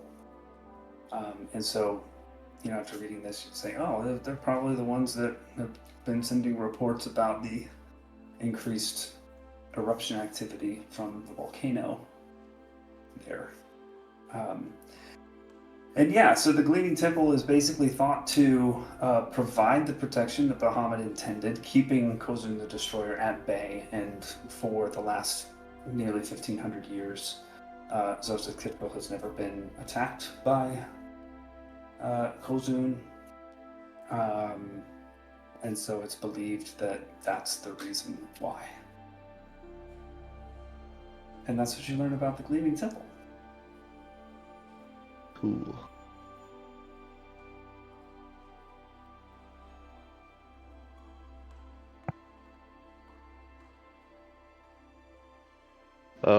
Let's go over to Sajath. Yeah, that worked. Sajath, the Sparrow leads you to a door. A very tall metal door that Miriam then opens. Not with a key, but with a draconic phrase.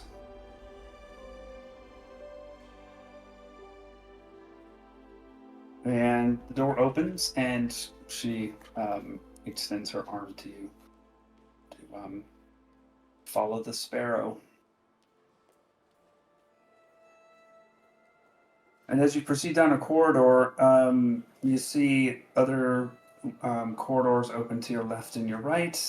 Seems like there are people in various rooms, doing reading or looking at different objects.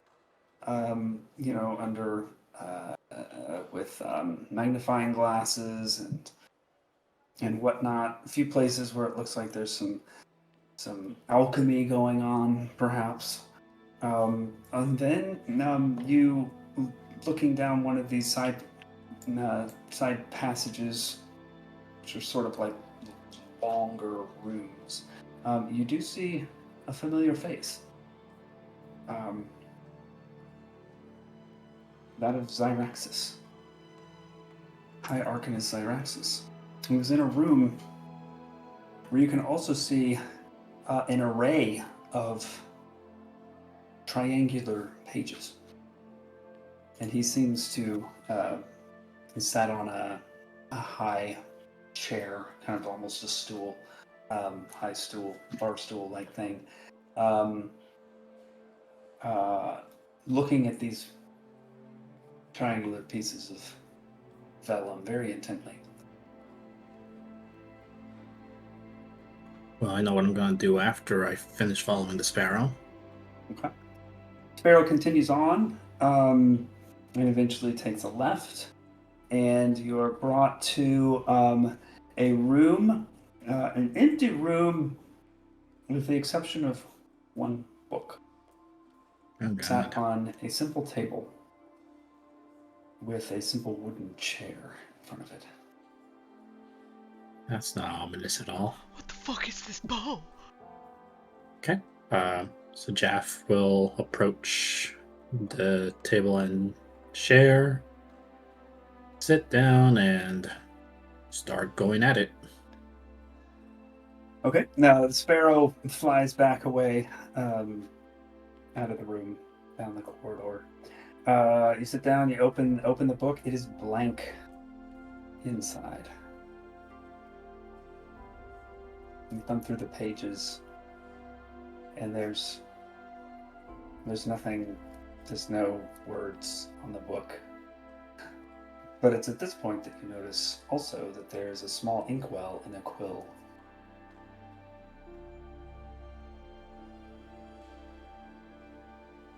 Guys, we were making the joke earlier, but found it.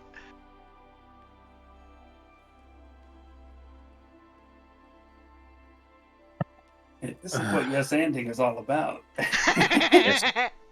Okay. Just for the purposes of this, does Sir Jeff have any idea that writing something on it will produce something? Make an Arcana check. Cool. It will provide consent. 25. Yeah, I didn't even need to roll that high. Context clues are important, and you're familiar enough. There are ways to hide text that you're at least vaguely aware of. Magical ways to hide text. But yeah, in this case, it seems like the context of this room strongly indicates what you think.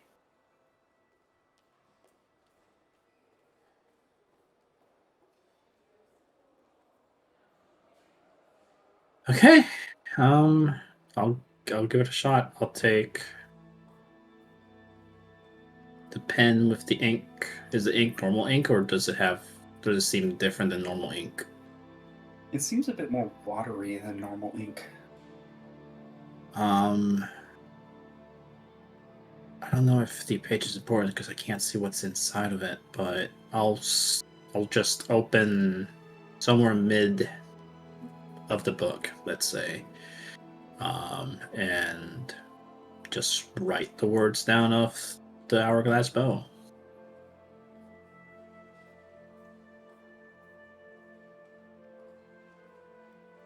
You write the words hourglass bow, and the ink disappears into the page. And then the page you were writing on and its facing page then begin to fill with text, diagrams. You see a depiction of the bow, again with the hourglasses embedded within. The text that you see is not a language that you understand.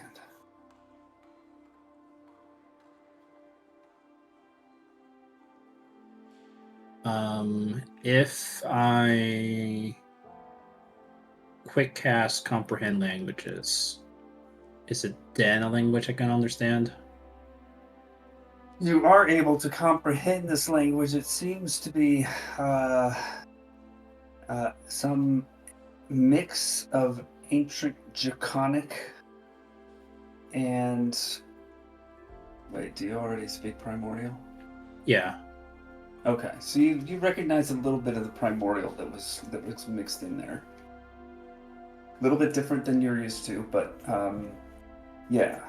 So it's got that. So this is you're basically able to make out like kind of who created this bow, and what its function is, and what what its primary pitfall is.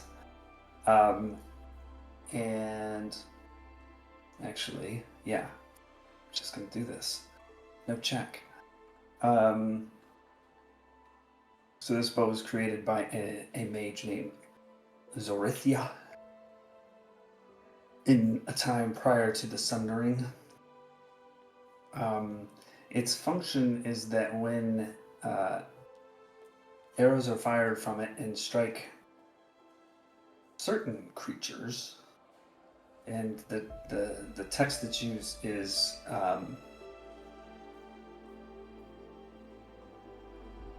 not very powerful creatures or weaker creatures. That those creatures are pulled into the bow.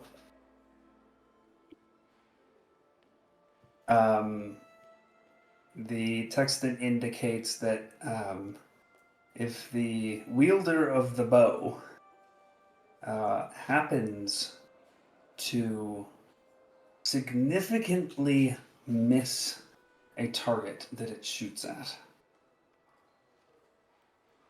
then all of the creatures that had been captured in the bow would be released from the bow.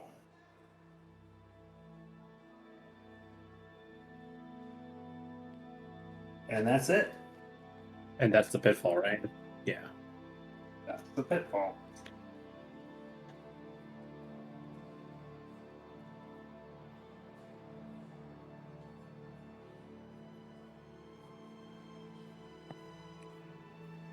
When you say released, in my head, I'm thinking when the arrow releases, the animals just shoot out at the target.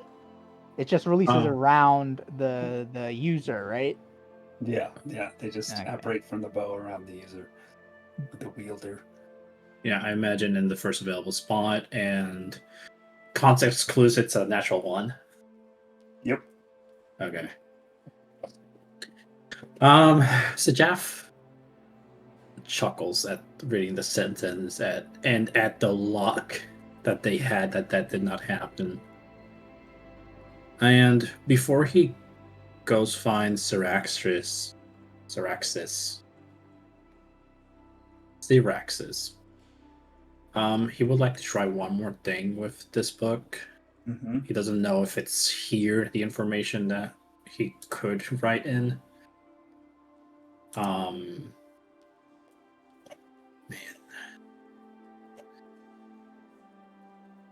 There's like two things.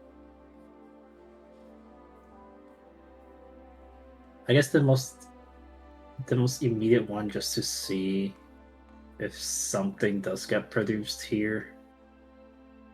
He is going to attempt to write Alanis's mother's name, Jacintra. Okay. You write the words Jacintra Madras into the page. The ink disappears again, and the text that reappears, still in Draconic, ancient Draconic.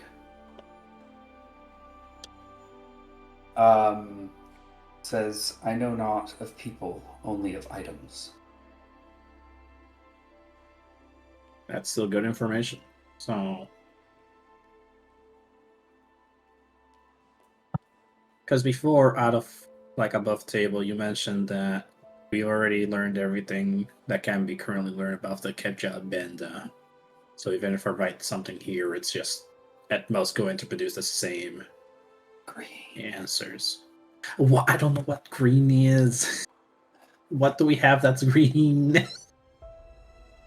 Me. A lot of me. But you're not an item. I know. I have a journal that's green.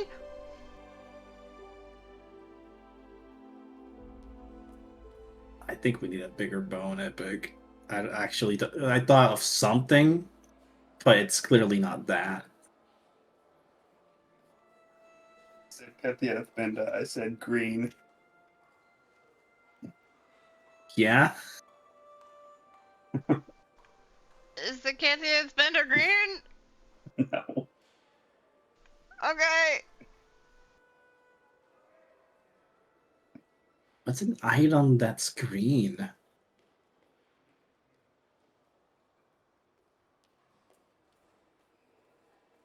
I'm looking Yeah, through my shit, man. I'm looking through it. I got pulled to the map.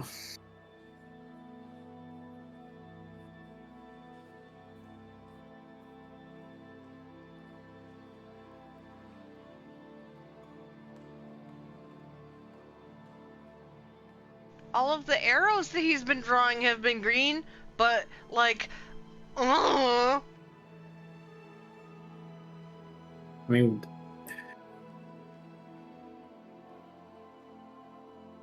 Take the Kethia out and look at it.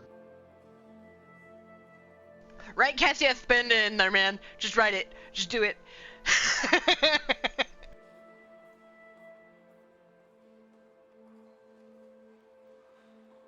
yeah, just to see what happens. Sure. If any, maybe it'll show a map of where the intersections are more clearly, so we can just have that. You get several pages of text about the object you know, along with diagrams that you've actually seen before now, and it reveals no further information than what you already know. Cool. But it's, basically nice confirmation. Confirmation that what we've learned is actually correct. Mm-hmm. And that's still not the green thing.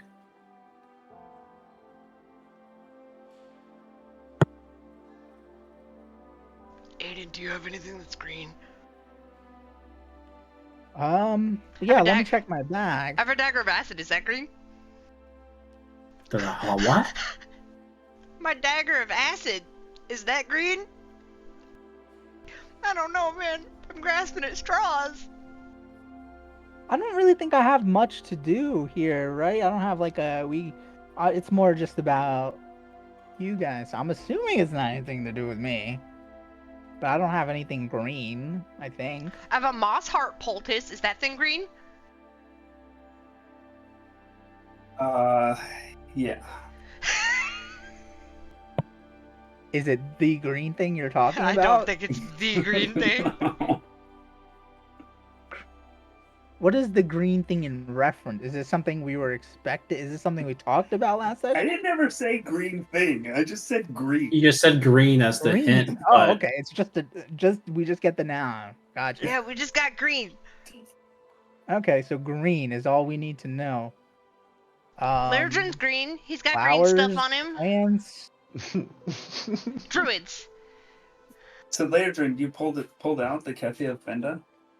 Apparently Lairdren had it, but last I knew Sajath had it, so... I think at this Like- point it's a conjoint. Sajat put it in the bag of holding. Alani has the would- bag of holding. GG. Yeah, honestly. That's probably what we would have done, Oh god. I've got it. And if you agree with that, Sajath. Anyway. Well, right now Sajaf is looking at a fucking book with ink, and then It already he happened. just... Guys, the thing is in the bag of holding. I'm declaring it. I declare. he doesn't need the item to write it in the book or whatever, so it's fine.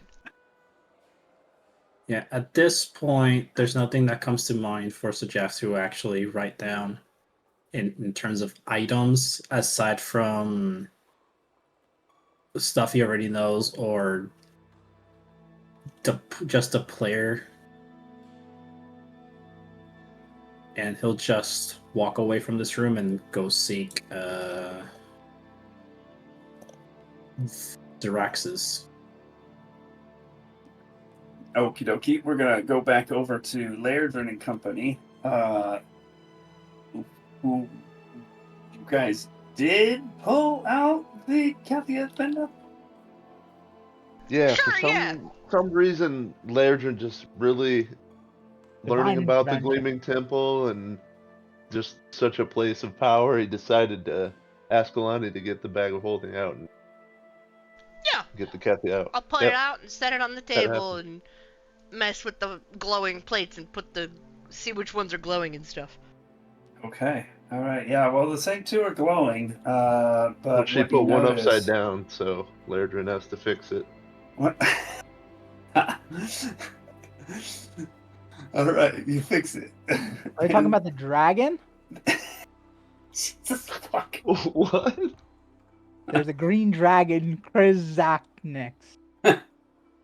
Oh yeah! Merrick No. was like the servant of a green dragon. Yeah, that's totally it. I just control F green in the. That's center. what I did. I did that like 40 minutes ago. Ask Epic for confirmation. He never got back to me, so I immediately assumed that it wasn't it. What? I sent you a private DM. Oh, crap. That's fine. No. It's fine. The fucking arrows and text on the map. Bro. Oh, So You Okay, pull in my- out in- the Kathy in my- Spinda. In our defense, we're in a new place, so we are roasted to glassing right now. Wait, but just to be clear, those green arrows, that's literally on the map we see if we pull it up in person? Is that Yes. for player benefit? Oh. No, it's annotated on the map. In glowing letters. Yeah, the shit that we do, the map has been changing like as we do this shit. So Also, guys, Everything look, the that's on that Titan map has is gone good. so fucking far. It's so Fast scary. walker. What Big the steps. fuck is this thing? Where is it going? Anyways, I'm more Okay, concerned so about you something look else down than at the Kathia Ethbenda, and yes, the pie slice for the memory and foreknowledge. That one is the one that is glowing the brightest, and it is as bright as you've ever seen it before. Any pie slice. Also, the needle that is sitting on top of that is spinning rapidly. guys, we're on top of one. On top of one. What? The ley line. other pie slice, the creation and destruction, is also glowing brightly. Not quite as bright as memory and foreknowledge, but almost. And the needle on that is pointing to the northeast. creation, destruction, northeast. I thought for sure you were gonna say west. Toward the Lethril Cataract? Is it kind of that direction? Is it like that? What? If I'm looking Why at is the it map? a- Yeah. No, hold on. Why is it a different direction now? Every other use has been pointing south.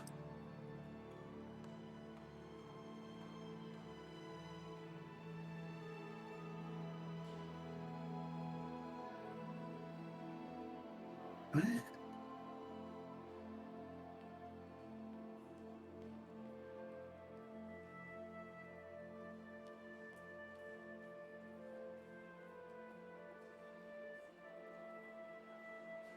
Maybe it wasn't that far south.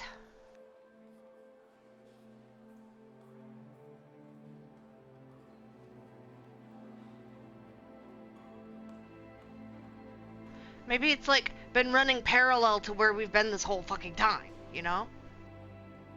No, because the one over in Bay's End was still pointing south for creation and destruction. Mm.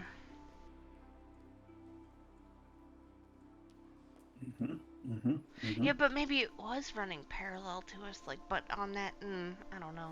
This is where I get to tell what grade you guys got in geometry. Bad one. The world is flat. What do you mean? Man, you can't do this to me. Like, of course I'm gonna... Man, whatever. I think it's You're a, right. a line No, that goes. you're right. Whatever. You're right.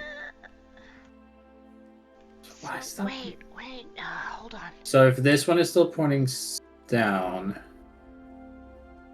but then that one is still pointing that way, and that one's pointing that way, that means it's above this.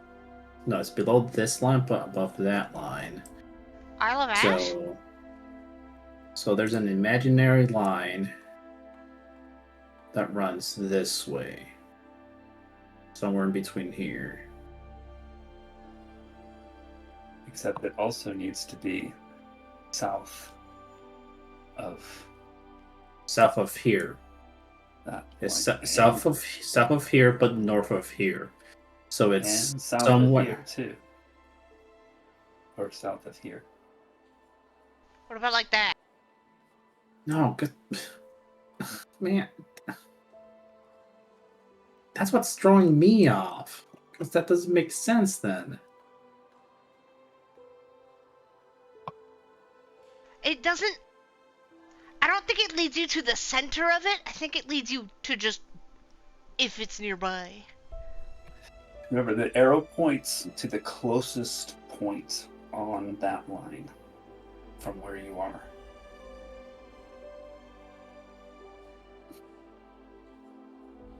So yeah, this purple line that Alani drew would work. I did geometry good, guys. That still doesn't make sense to me. Why not? 'Cause, We're way okay, to the west. We're way yeah. to the west now of where So we were. if we're here and like the closest part to that thingy to memory and foreign, or not memory and foreign knowledge, creation, destruction, if it wanted to point us towards it, to where the ley line was, it would just point like directly in that area, kind of. Cause like, But okay, so let me clarify. It's less this and more. Okay, but how do we find? so if we're on memory and foreknowledge right now, it could. It was pointing north, so maybe it was pointing north both times. So Yeah, like we have somewhere, now. We have The now. We lines have could to intersect. find. Yes. if we're on it right now, that could be the line.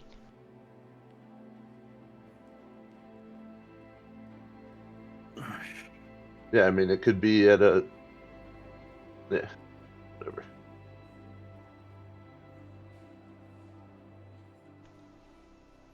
So, yeah,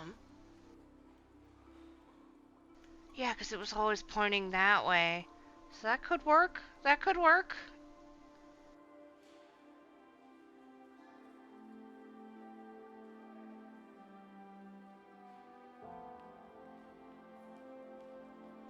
The last bastion of Sharkilosa. The Sarglosa.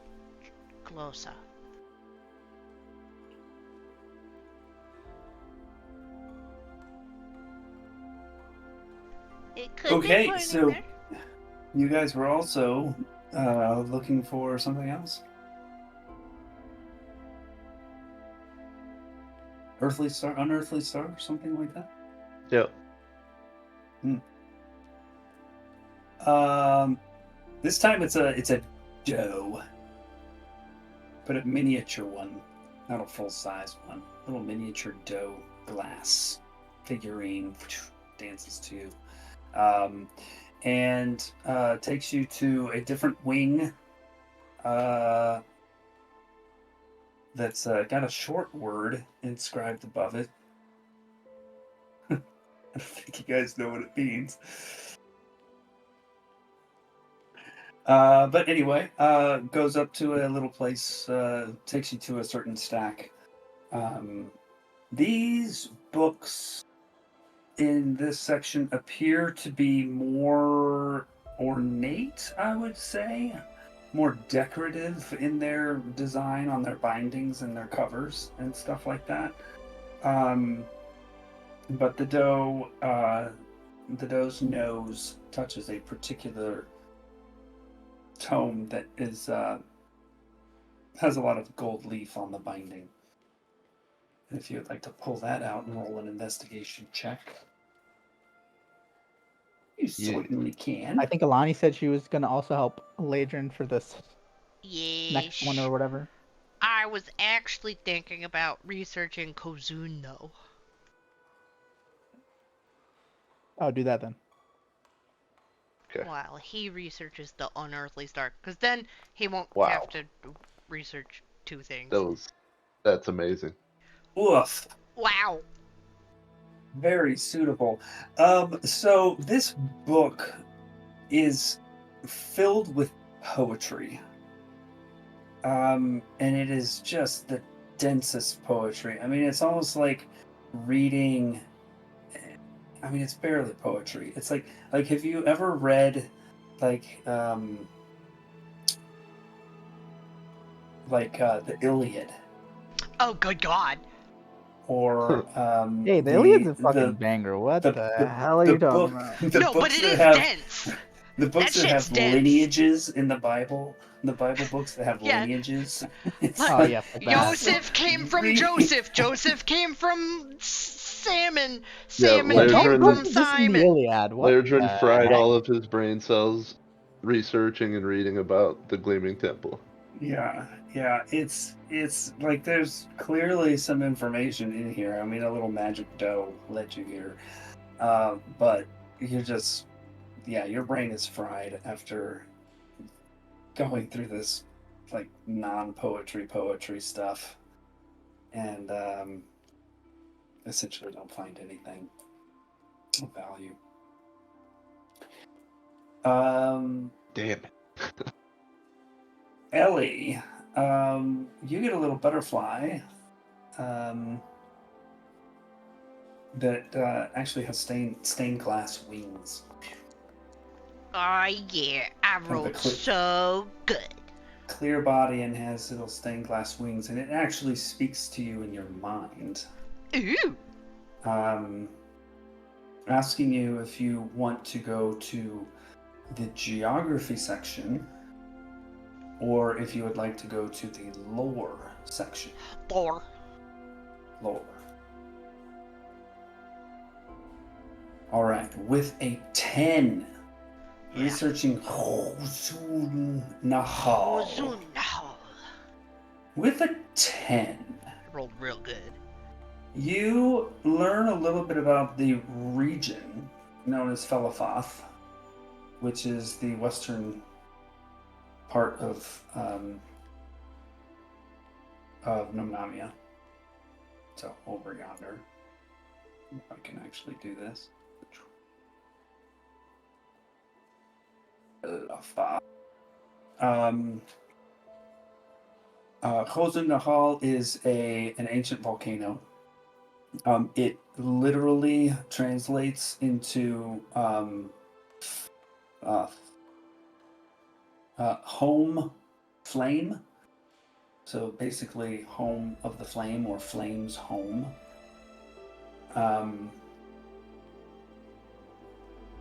And with a 10, you essentially learn that there was an ancient dragon named Hozun. Mm-hmm. Flame. Mm-hmm. Who roosted there, who took up residence there, established dominion over the surrounding area, and then spent several hundred years expanding that domain north and south and west.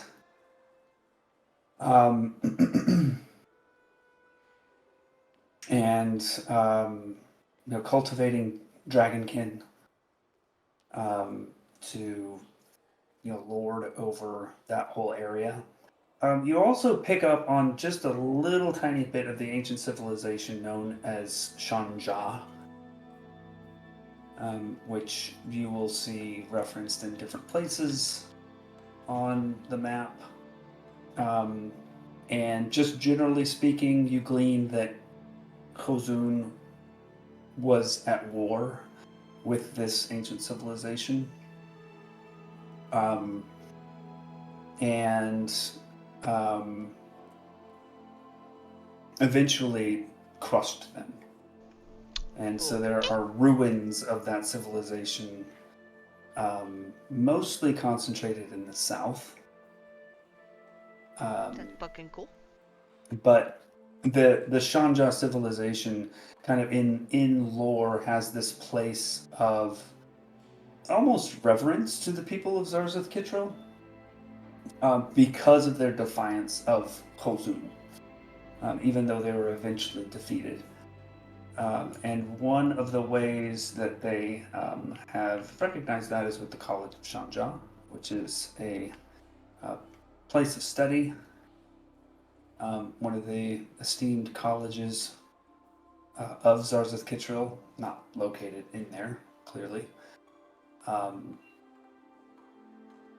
But that's a place that wasn't established by the Chandra civilization, wasn't there, but it was established by Zar's Kittrell as sort of an homage to, or the naming of it was an homage to that civilization.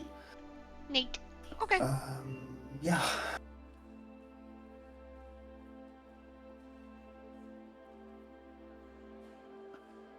Back to Sajath. You come around the corner and you still see Zyrax's head down with one of the pieces of vellum on a stone table in front of him. It's like a very smooth granite table.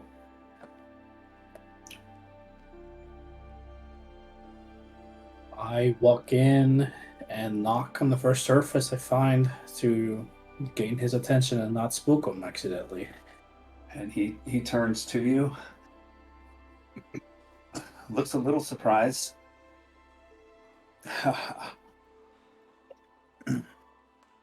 Jath. Well, I see the archive honored my wishes.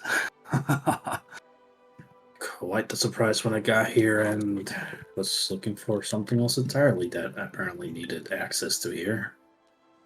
And did you find it? I quite did. A certain bow that was the bane of our, well, intrigue. I finally found an answer for. He has an inquisitive look. It's called the Hourglass Bow. We just had found it really early in our journeys. And we could not for the life of us figure out, even with an identify spell, as to what it did. But today I finally have an answer.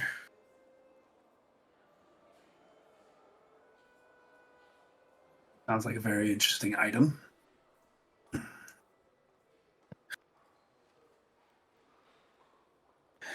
Definitely excited to relay what it does to my friends.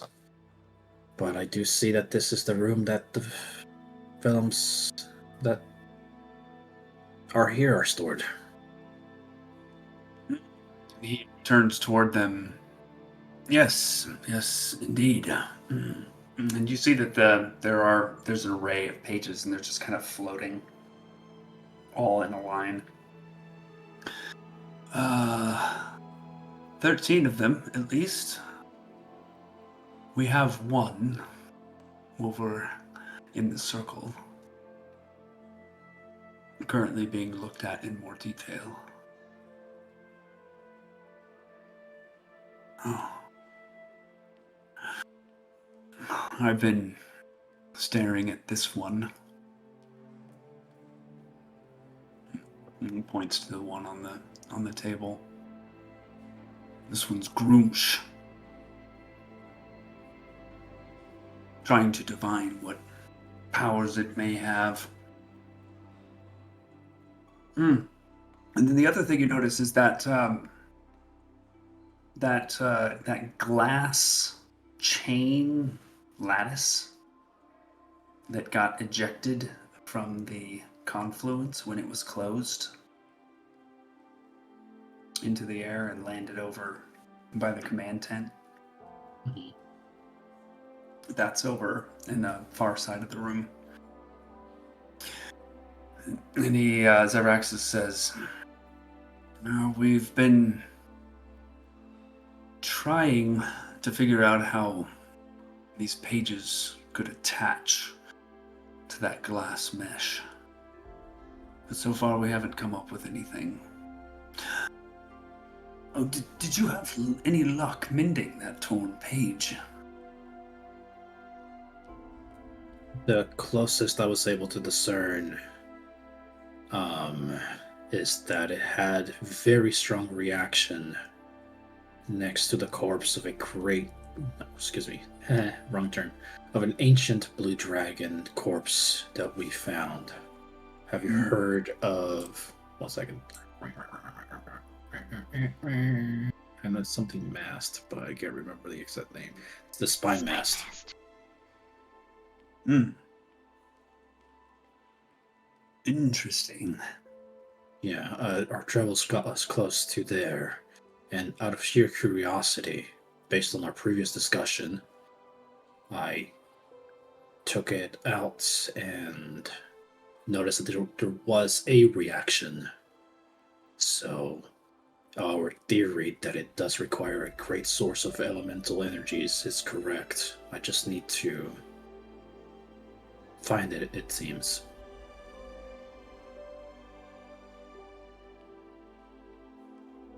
Haven't had a chance to visit the old chroma fount, I suppose.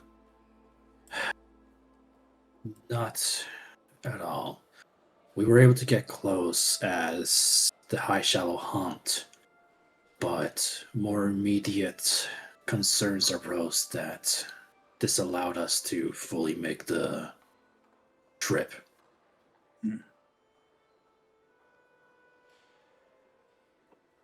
As an aside, I did learn, which you probably have learned with the other pieces, is that for most of them, it requires a faithful of whatever deity, being, or creature it holds the closest power to have the most effect.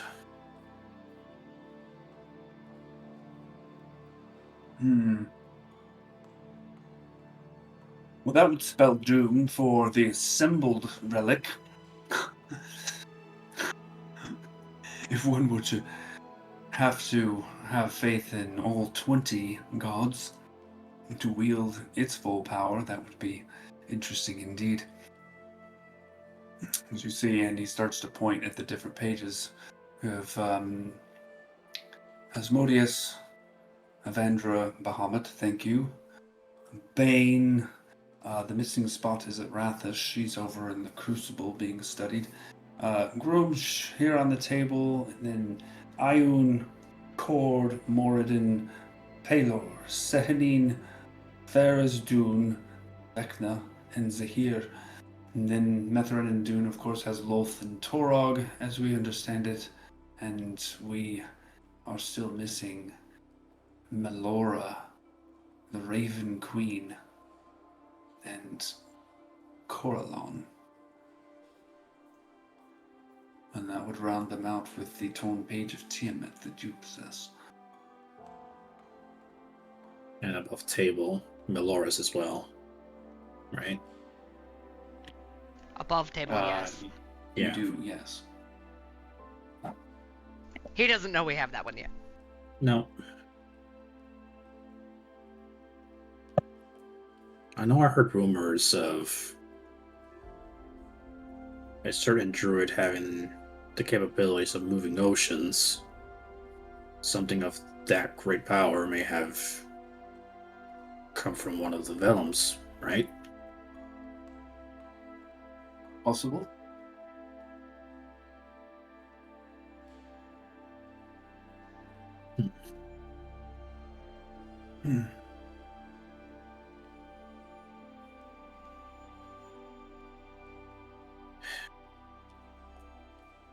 So this research into various magic items all that brings you to Zarzith? There's a couple of other things. For instance, just visiting my parents' grave again after successfully accomplishing one of my goals when venturing out. And Ice Dawn. The festival, indeed. I know there's also unrest based on the recent volcanic activities. Would it be out of place if I ask what the progress when it comes to figuring out what's happening with that is? I've heard of the volcanic activity. I haven't really paid it all that much mind. This sort of thing has happened from time to time. Especially around Ice Dawn. It's typical for red dragons to try to, show their power or kind of roar loudly, so to speak, around Ice Dawn. But yes, I would say that it has at least parts of the city on edge. I think it would be probably the folks at the Shining Temple who would have the most information. We in the Circle have been paying most of our attention to this item here. There's something else that I heard. Are you familiar with the Praflanga Whirl, by any chance, up north? I saw it earlier when I was looking at stuff to look at. It's below Stygia. Yeah. No, I know. But what's the Jaff now? Oh. I'm going to say no. Like, he would not know specifically, so he'll answer no.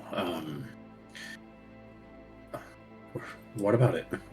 So, well off the coast, the northern coast, north of Genital, is a particular natural manifestation of a whirlpool, basically. Always spinning counterclockwise, steady as a ticking clock. But recently the reports from Genital are that there have been some strange disruptions to the whirl. The reports from fishers have seemed to indicate that there are large undersea waves that are breaking the surface near the northern edge of the whirl, which is causing it to be more chaotic than it normally is. Well, I have no idea what could be causing such things, but the waves do seem to be traveling from north to south. I'm gonna do a roll for myself, Epic, to see if Sajaf's face, because I just realized something based on that. So I want to see how well Sajaf can hide his face. Okay.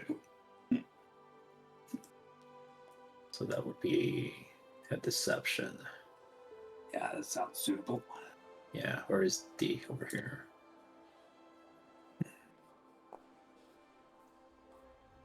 What's his passive insight if you have a stat sheet for him?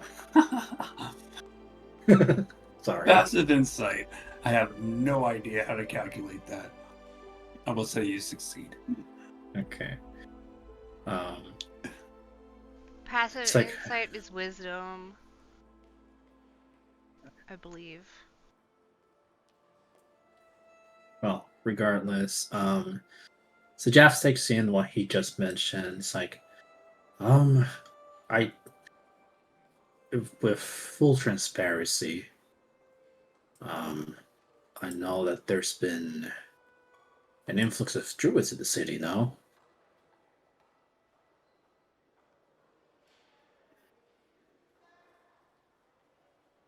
He looks confused. Druid? Never mind. Sorry, I brought it up.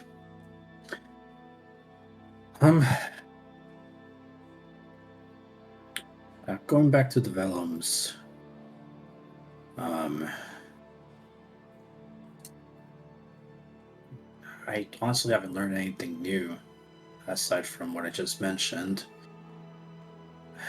My gut reaction is that you need to put the corresponding pages in a certain order to be able to get them to latch onto.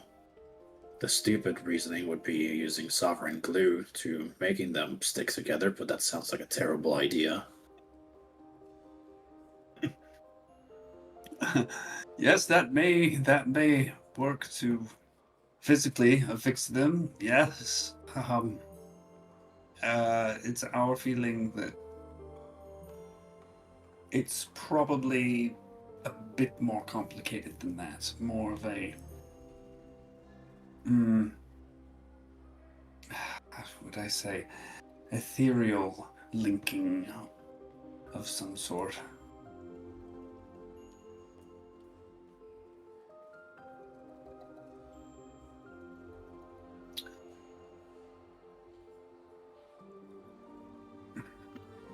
And the only other thing I can think of is attaching them where the influence of said deity is strongest. As if they're hewing the Astrum Codex once more from scratch.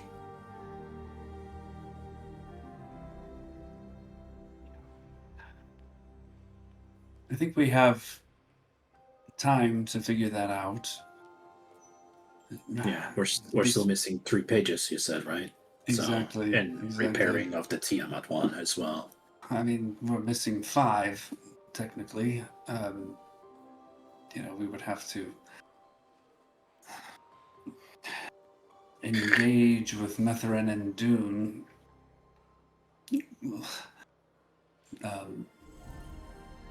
Agreed. To acquire the pages for Lilith and Torog. To fully assemble the Codex. I agree.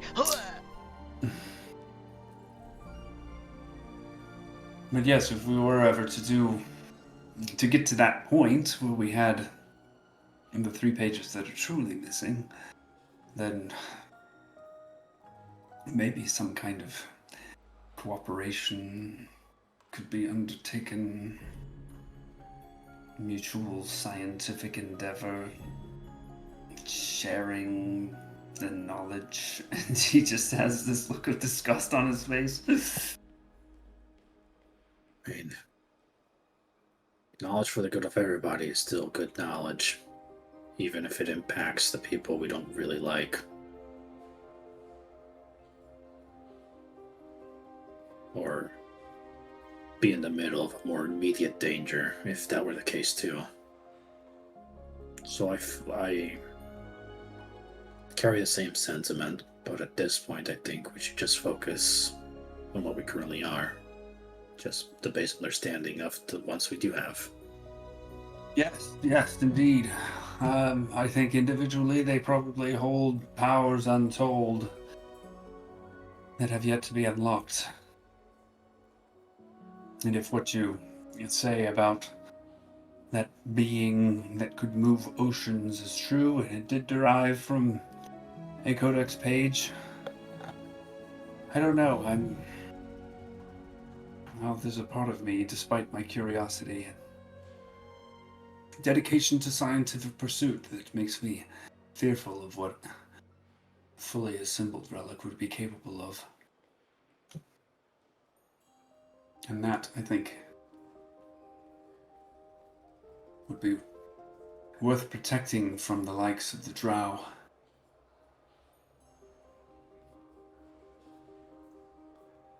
Lots of vexing questions about this.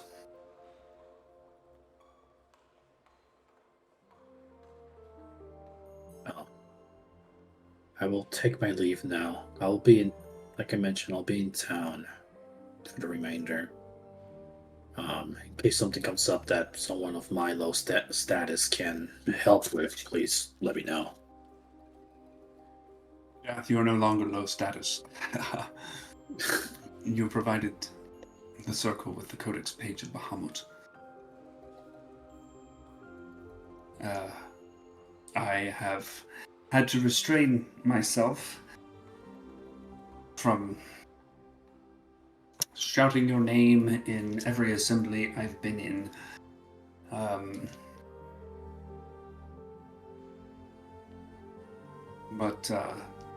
That being said, if I can give an personal opinion when it comes to Bahamut's page, I'm not sure if you guys have already gathered its capabilities, but probably do that one last. Just as a show of faith, if anything, if other cities or city-states or whatnot learn in full what we're trying to do here. Make a persuasion check.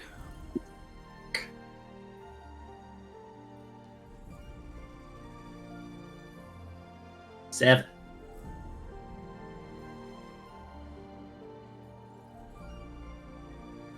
Would it not likewise be a show of faith to dedicate our attention to Helmut's page first?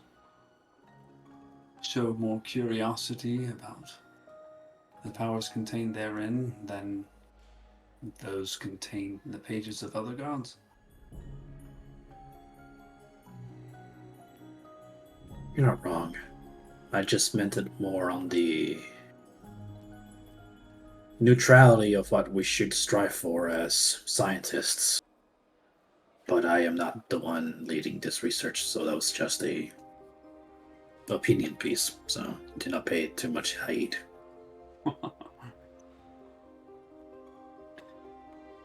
No worries, Sir Jaff. Well, if you would like access to any of these pages or the what am I calling it? The thing, the mesh. Oh god, lattice. Lattice. Very good. I had it in my Lattice. brain and then it went away and then I got it again. Very good. I love that word, lattice. It's such a good word. Just let me know. I'll keep that in mind. Right now, I'm just mainly focusing on getting my friends acquainted with the city. They've never been in a city this large, and it's still our first day back. For me, at least, so... Hey, Epic, am I more than 120 feet away from Sajath? Yeah. Yeah. Okay, then you This don't place receive probably a fucking message. huge. You don't receive a message then. I at attempt the- to do it though. But at this point, I'll be taking my leave from Xeraxis and starting to make my way back to where I last saw my friends. Alrighty. Are you guys able to make it back to the theater, the mine scene? Yep. Yeah. Okay. Cool. Alrighty. Yeah. So a couple hours later, you Sajath meet up with I guess the rest of the group, probably in the central area, we'll say. Lairdrin has adopted a mighty slouch in one of the comfier chairs in this place. Yeah, I'm curled up on one of the couches in like the corner. I'm like snuggled in. And I've got a book in my lap and I'm just thumbing through it.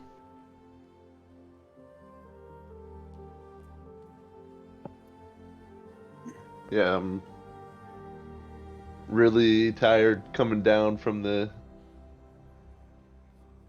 thrill of enhanceability. It's like a hangover. So Jeff will show up and just exclaim, "Well, I think that's enough browsing through papers for the day, I believe. Don't you guys think?" Yeah, Sajath, I had something to tell you. Mhm. Look at this. And I showed him the Ketia Spenda. One thing spinning.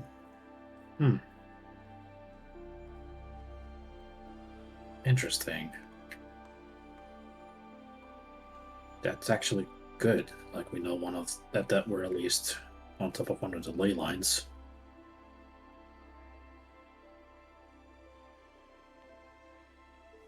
And I was also able to figure out what your hourglass bow does. What does it do? Well, we've already learned the main thing that it does. It only works on what the Lesser book creatures. referred to as weaker creatures. As to what that entails, who knows? But it hasn't not worked anytime you've used it, so that's a good basis. Well, it did not work once. I shot that storm giant with it. And it did not work. Block that from my memory. Don't fucking remember that. Because I only tried Um, it once. it didn't work, and then I was like, all right, back to the other one. I did learn that if you catastrophically miss, everything that is currently inside of the hourglass immediately pops out around the user of the bow. Oh, that could have been bad. I said the same thing when I read that verse. Thankfully, there's only a squirrel, some manticores, and a direwolf in there. Well, if we need manticore or anything, as we know, we can have some appear if you catastrophically miss at any If point. I'm unlucky, yeah. I did also run into Syraxis. Oh, Simply put, I saw the room with all vellums that the archive currently has, and they're only missing a total of 5 pages. that's slightly concerning. Tiamat's the one rumored to have been possessed by a druid somewhere, both possessing by drow. So, you know. And then the last one I forgot, but let's say Jeff says it.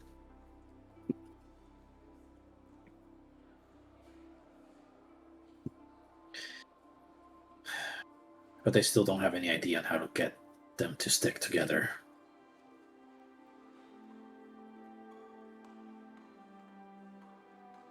I kind of see that as a good thing.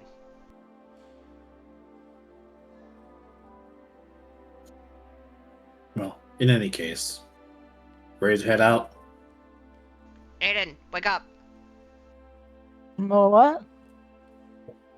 We're going. We just got here. Did you have a nice nap? I was reading. Okay. Sure.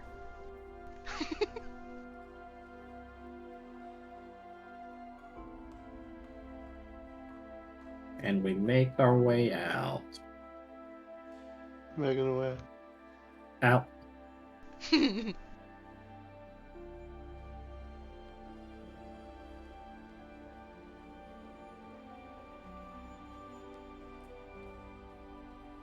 And we're going to where next? The Prism Sanctuary.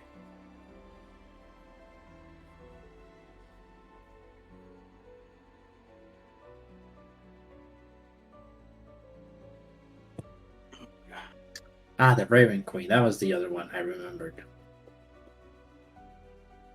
We spent the whole day in the Okay. library. Good portion. And walking through the city, you eventually you cross over a footbridge over a portion of the main canal through the city, east-west. Sorry, the canal runs east-west. And you can see, looking to the left and right, it dives down below the city streets on both sides. So there's certain portions of the canal that are above ground, and certain portions where it's underground. And then you cross over into the Gem Clutch portion of the city. And Sajath is able to lead you to the Prism Sanctuary. And Sajath, you can describe this place and what it entails. So as we enter the Prism Sanctuary, contrary to what Jeff said to both Aiden and Alani, it's a stark contrast. You don't see multiple places. You don't see what would determine, oh, this is a place of worship for this god or that god. All you see is a place that once you enter has like a very large lobby, dodecahedron in shape almost. So it's really weird because no place usually is like this. But as you enter, the people that you do see and recognize as priests or clerics have the same kinds of robes and insignias on them, but none of them are of gods you recognize, and they're all wearing the same ones. So at first you might think, that's weird, I don't recognize that god symbol, so why are we here? But then Sajaf just continues forwards towards the reception and says, I have two worshippers, one for the matron and one that worships two, Alistray and Zarenray. Zarenray, right? Sahanine, technically. Saluna. Yeah, Zaluna. That's how she's known to me. Yeah. They're new to here, so I wanted to show them that they can worship. So if you could lead them just as a show. And given that they agree, and if I can later like RP it in case there's a charge or whatnot. But as you walk towards a priest or cleric walks up to you, both Aiden and Lonnie, and lead them to different rooms. As you enter the rooms, at first it appears empty as soon as you walk in. There is nothing except one piece of furnishing and incense. But the incense that's burning might as well not be burning at all because there's no scent to it. The moment that the priest/cleric closes the doors, it immediately transforms into what you, as a worshiper of the god, thinks the best place to worship that god is going to be. The incense will change scent. The appearance, furnishing, everything will change. And for the remainder, up until that door reopens again, that room will appear as that.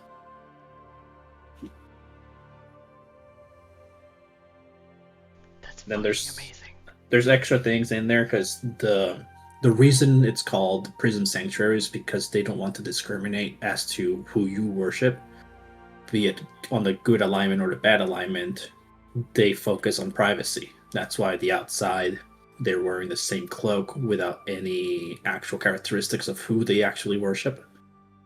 And once you're in, no amount of magic can penetrate the walls because there is protection against any sensor that could both get in or out. So nobody can scry on you, nobody can cast locate creature on you to find you. And then it's soundproof, so whatever you're doing in there doesn't leave that room. Also, there's a bunch of sticky white stuff on the walls. Yep, sure Gross. is. Gross. Gross.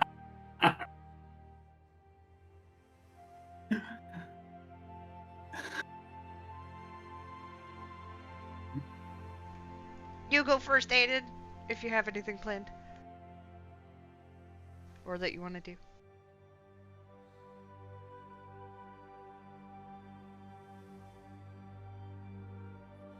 You might be muted.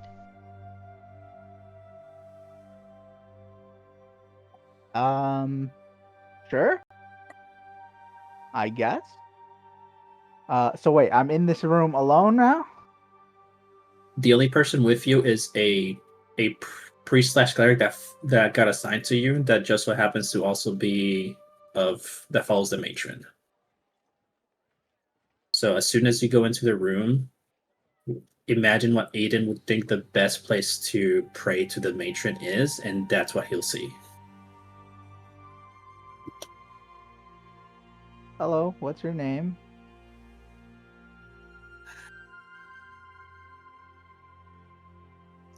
My name is Dishal. Hi, Deshaw. My name is Aiden. You You've been worshiping the matron for a while now? For some time, yes. Do you wish me to be in the room with you to facilitate any Oh communion? yeah, I honestly, what do I do? I don't know what I'm doing. I know he Whatever told it me is to you like wish. think about it, but like, do I? I don't know what that means. Like, do I just close my eyes, think really hard about it, and I'll Essentially, close yes. my eyes and think really hard about it? And then when you open your eyes, what do you see? Same room. It didn't work. Let me try again. And then I'll close my eyes. I'll actually probably think of the church in Dadavar. Church? Is it a church? The temple in Dadavar. Mm-hmm. Yes, pretty- the feather rain. Yeah. And to me, I don't know if you have a thing for this, but I'd probably imagine as probably like an old school. I kind of get like like an old school, almost like a Catholic church kind of vibe. Wooden altar, like rustic. They have like something that's sort of like a confessional to the side, I guess, by the altar. Like one or two boxes, I guess, in some way. And then I guess, does the Raven do like the no, I guess it's a critical role thing with the coffin. Right? I mean, Is there that's another very coffin? consistent with her theme. Yeah, I imagine there is a wooden coffin. Not confessional box, wooden coffin. Would probably be better. But it's probably is the matron a big? She's not a big god in Dadavar, right? Was that what it was? She's a I thought it fairly was like prominent a. god there. Yeah. She is? Oh, okay, so it would be a bigger temple then. Okay, yeah. So I'd probably just be thinking of that small altar area, wooden altar. Yeah, and I imagine there would be like we'll say there's like a coffin to the side, or maybe even behind the altar. Yeah, sure. Cool.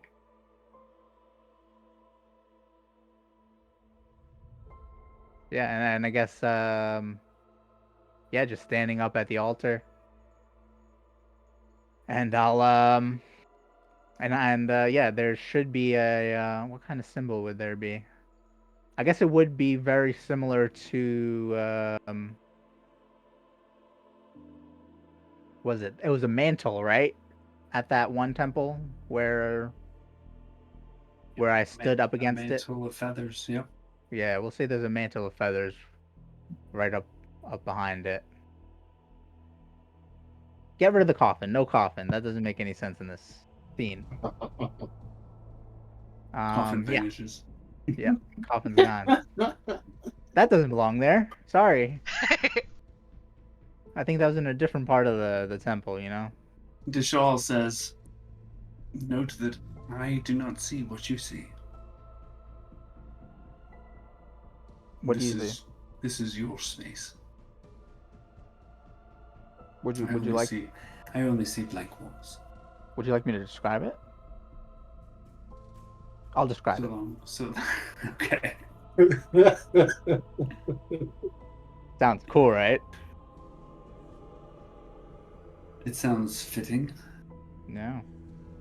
It's a little rustic, but I think it fits. And I'll are you there? Raven Queen? Mother? Matron? What do you prefer? Mommy. Mommy? Matron is fine. Matron. I imagine that every time she hears Ada, she's like, "Ah, fuck, dude. Hold on, I need to My child is calling. I need to drink a quick shot of blood juice before I fucking talk to him. A matron. Hi, how you doing?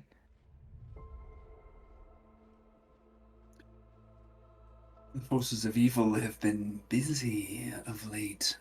I've been pretty busy too, and yeah, they've been pretty. It's been kind of annoying, actually, but we're making progress. Oh, this is the Shaw, by the way. I don't know if you can see him. The Shaw, can you see her?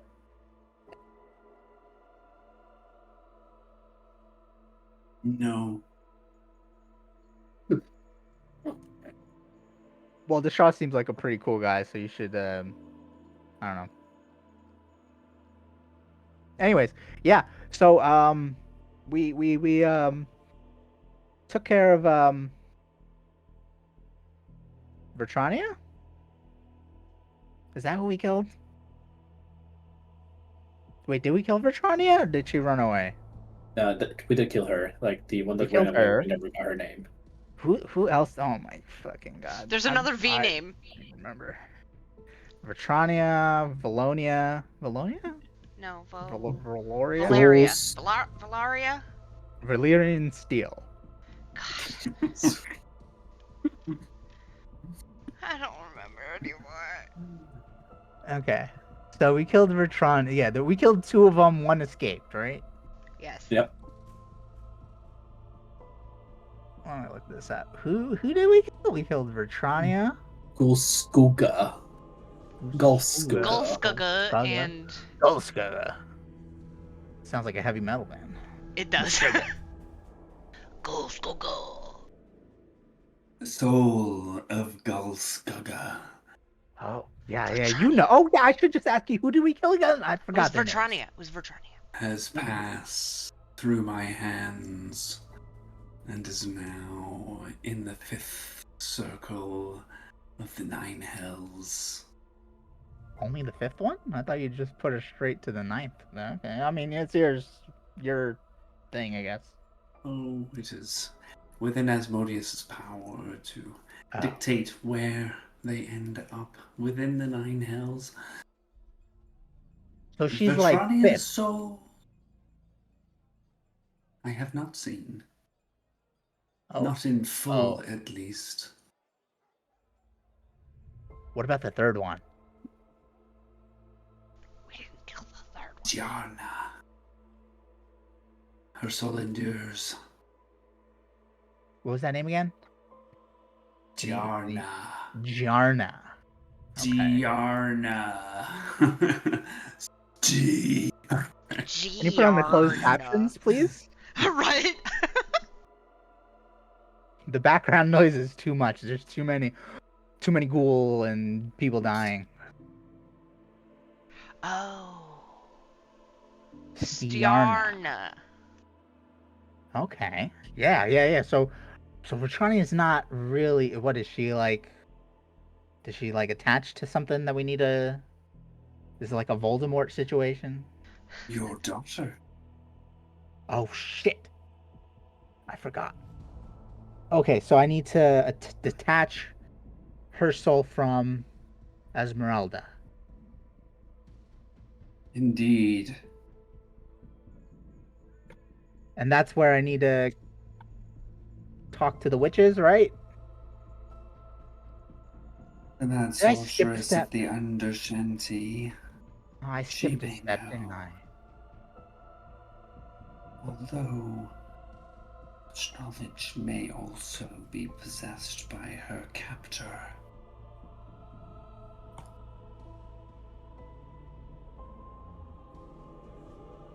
Your mother-in-law and Vertrania were not on the best of terms overall.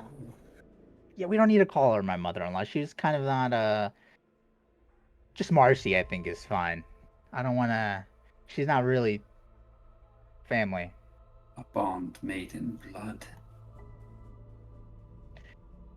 Such was Well, that she's- between you and her, and between Vertrania and Marcy.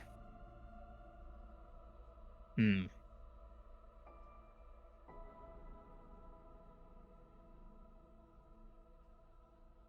Okay. Separate the souls of your daughter and Vertrania such that Vertrania's wretched soul may pass through my hands. Okay. And if I don't like if because okay, so right now, actually, I did want to ask. This is, I think, the main reason why I'm also here. Do you know anything about like the what might happen to this city? The future is clouded in flame and water. Yeah. Yeah, we had like a all like me and my friends. You know Sajath, Alani, Ladrin. You know them? Yes, yes, I know that. Okay, great. We all had like a shared dream. Yeah, I fucking know your friends. God. We had a shared dream where the city was flooded and we were on that big obelisk, the big black obelisk. Sorry. You think that could happen? You think that that could come true? Or you think that dream was just like a, I don't know,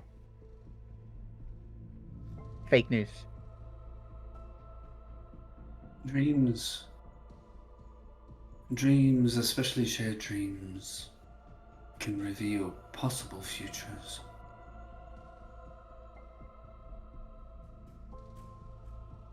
Okay. Any tips? Any? Raven Mother, 5 tips and tricks. Let's go.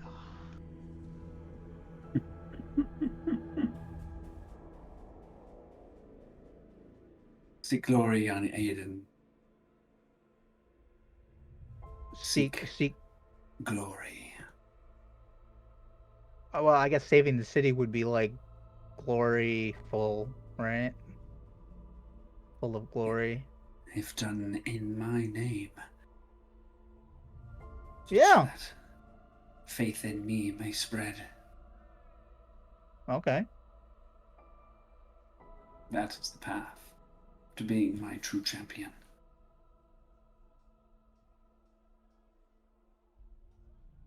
Yeah. Yeah, I would like to save my daughter first, and then, yeah, definitely. I mean, I guess I could do like a two birds, one. Sorry, maybe birds is not the most appropriate, but you know what I mean. You know, I could just take care of it at the same time, on the way. Some birds too have souls. There are multiple ways to seek glory. Many multiple ways. Some small, some large. Yeah. You know, there's these tiny little creatures up at the cataracts called fang fang fang chillas, fall fang chillas. Real tiny. I bet they have like these big giant fangs. I'm imagining you get like a dial tone.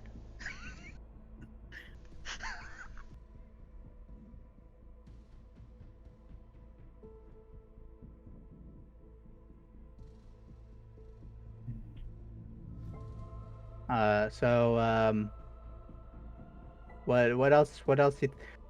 You think I'm on the? You think I have enough time, right? Because I think it's gonna take some time here, and then we gotta head up to. I think we think Esmeralda's being held at these at these cataracts up north. So I'm gonna try to get there as fast as I can, and then I guess I could.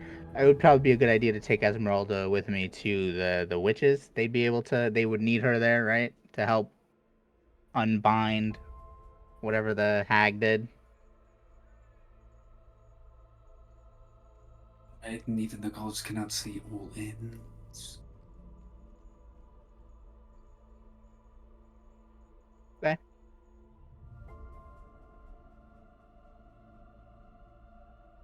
So how's the weather up there?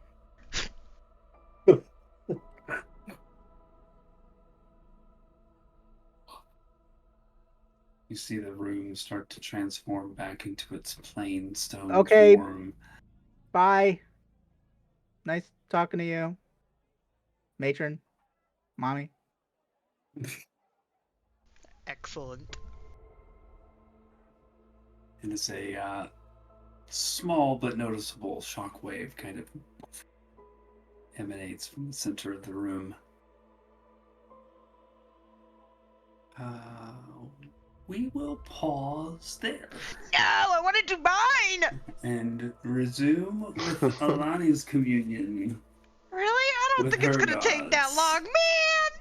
I have such Hey, Ice, cool why don't you go ideas first? I don't about wanna my go fucking. first. Look, Right? I didn't think it was gonna take that long. You asked her about the weather, man. I looked at the time and I was like, oh, she wants me to go first, so okay.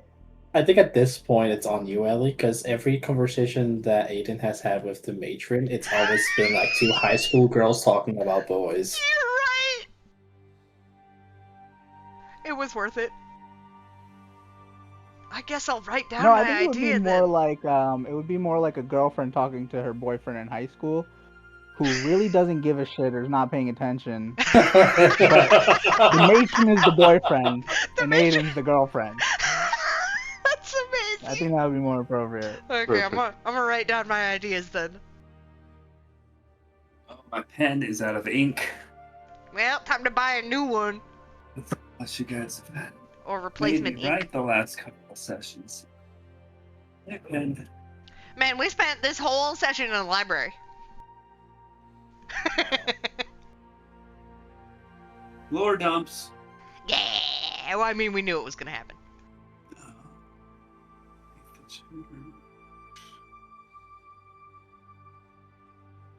And Lost Empire. Man, I already know everything I'm gonna say and shit too. Man. Excellent. You can DM me. And No, we can make it go you faster. do not get to know in advance. You do not get to know in advance.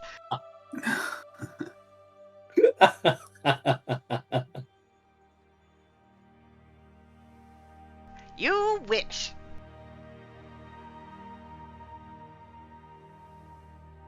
Woof! Yay, we're in stars. This is so cool. That was really cool. Good job, both of you. Yeah. I'm gonna go to sleep now. Good night. Good night. Good night. Thank you all. Aw. You. I'm so happy we're here. It's so cool. A city filled with magic. Ah.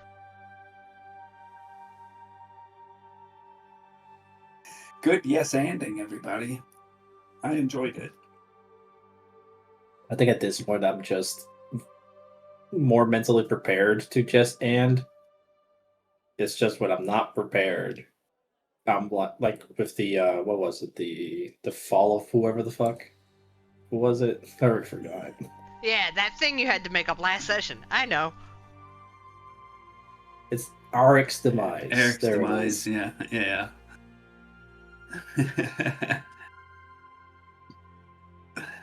Like when I'm not ready for it, that's when I'm like, fuck.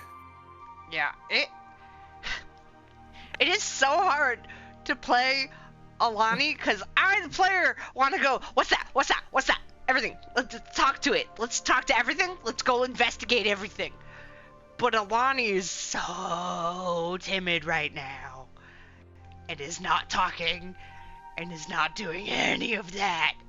Or it's gonna get worse as the day progresses. I know, which is so hard for me to do. But I want to know everything.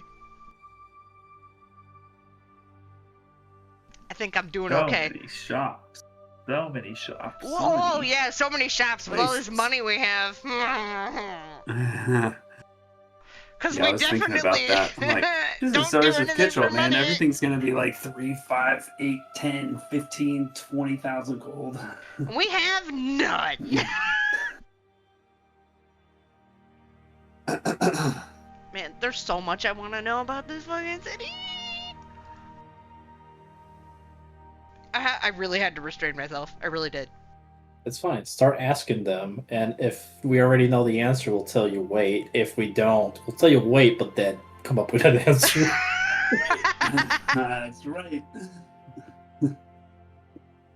You already know what I want. Yeah, that's not going to come until maybe next session. Yeah.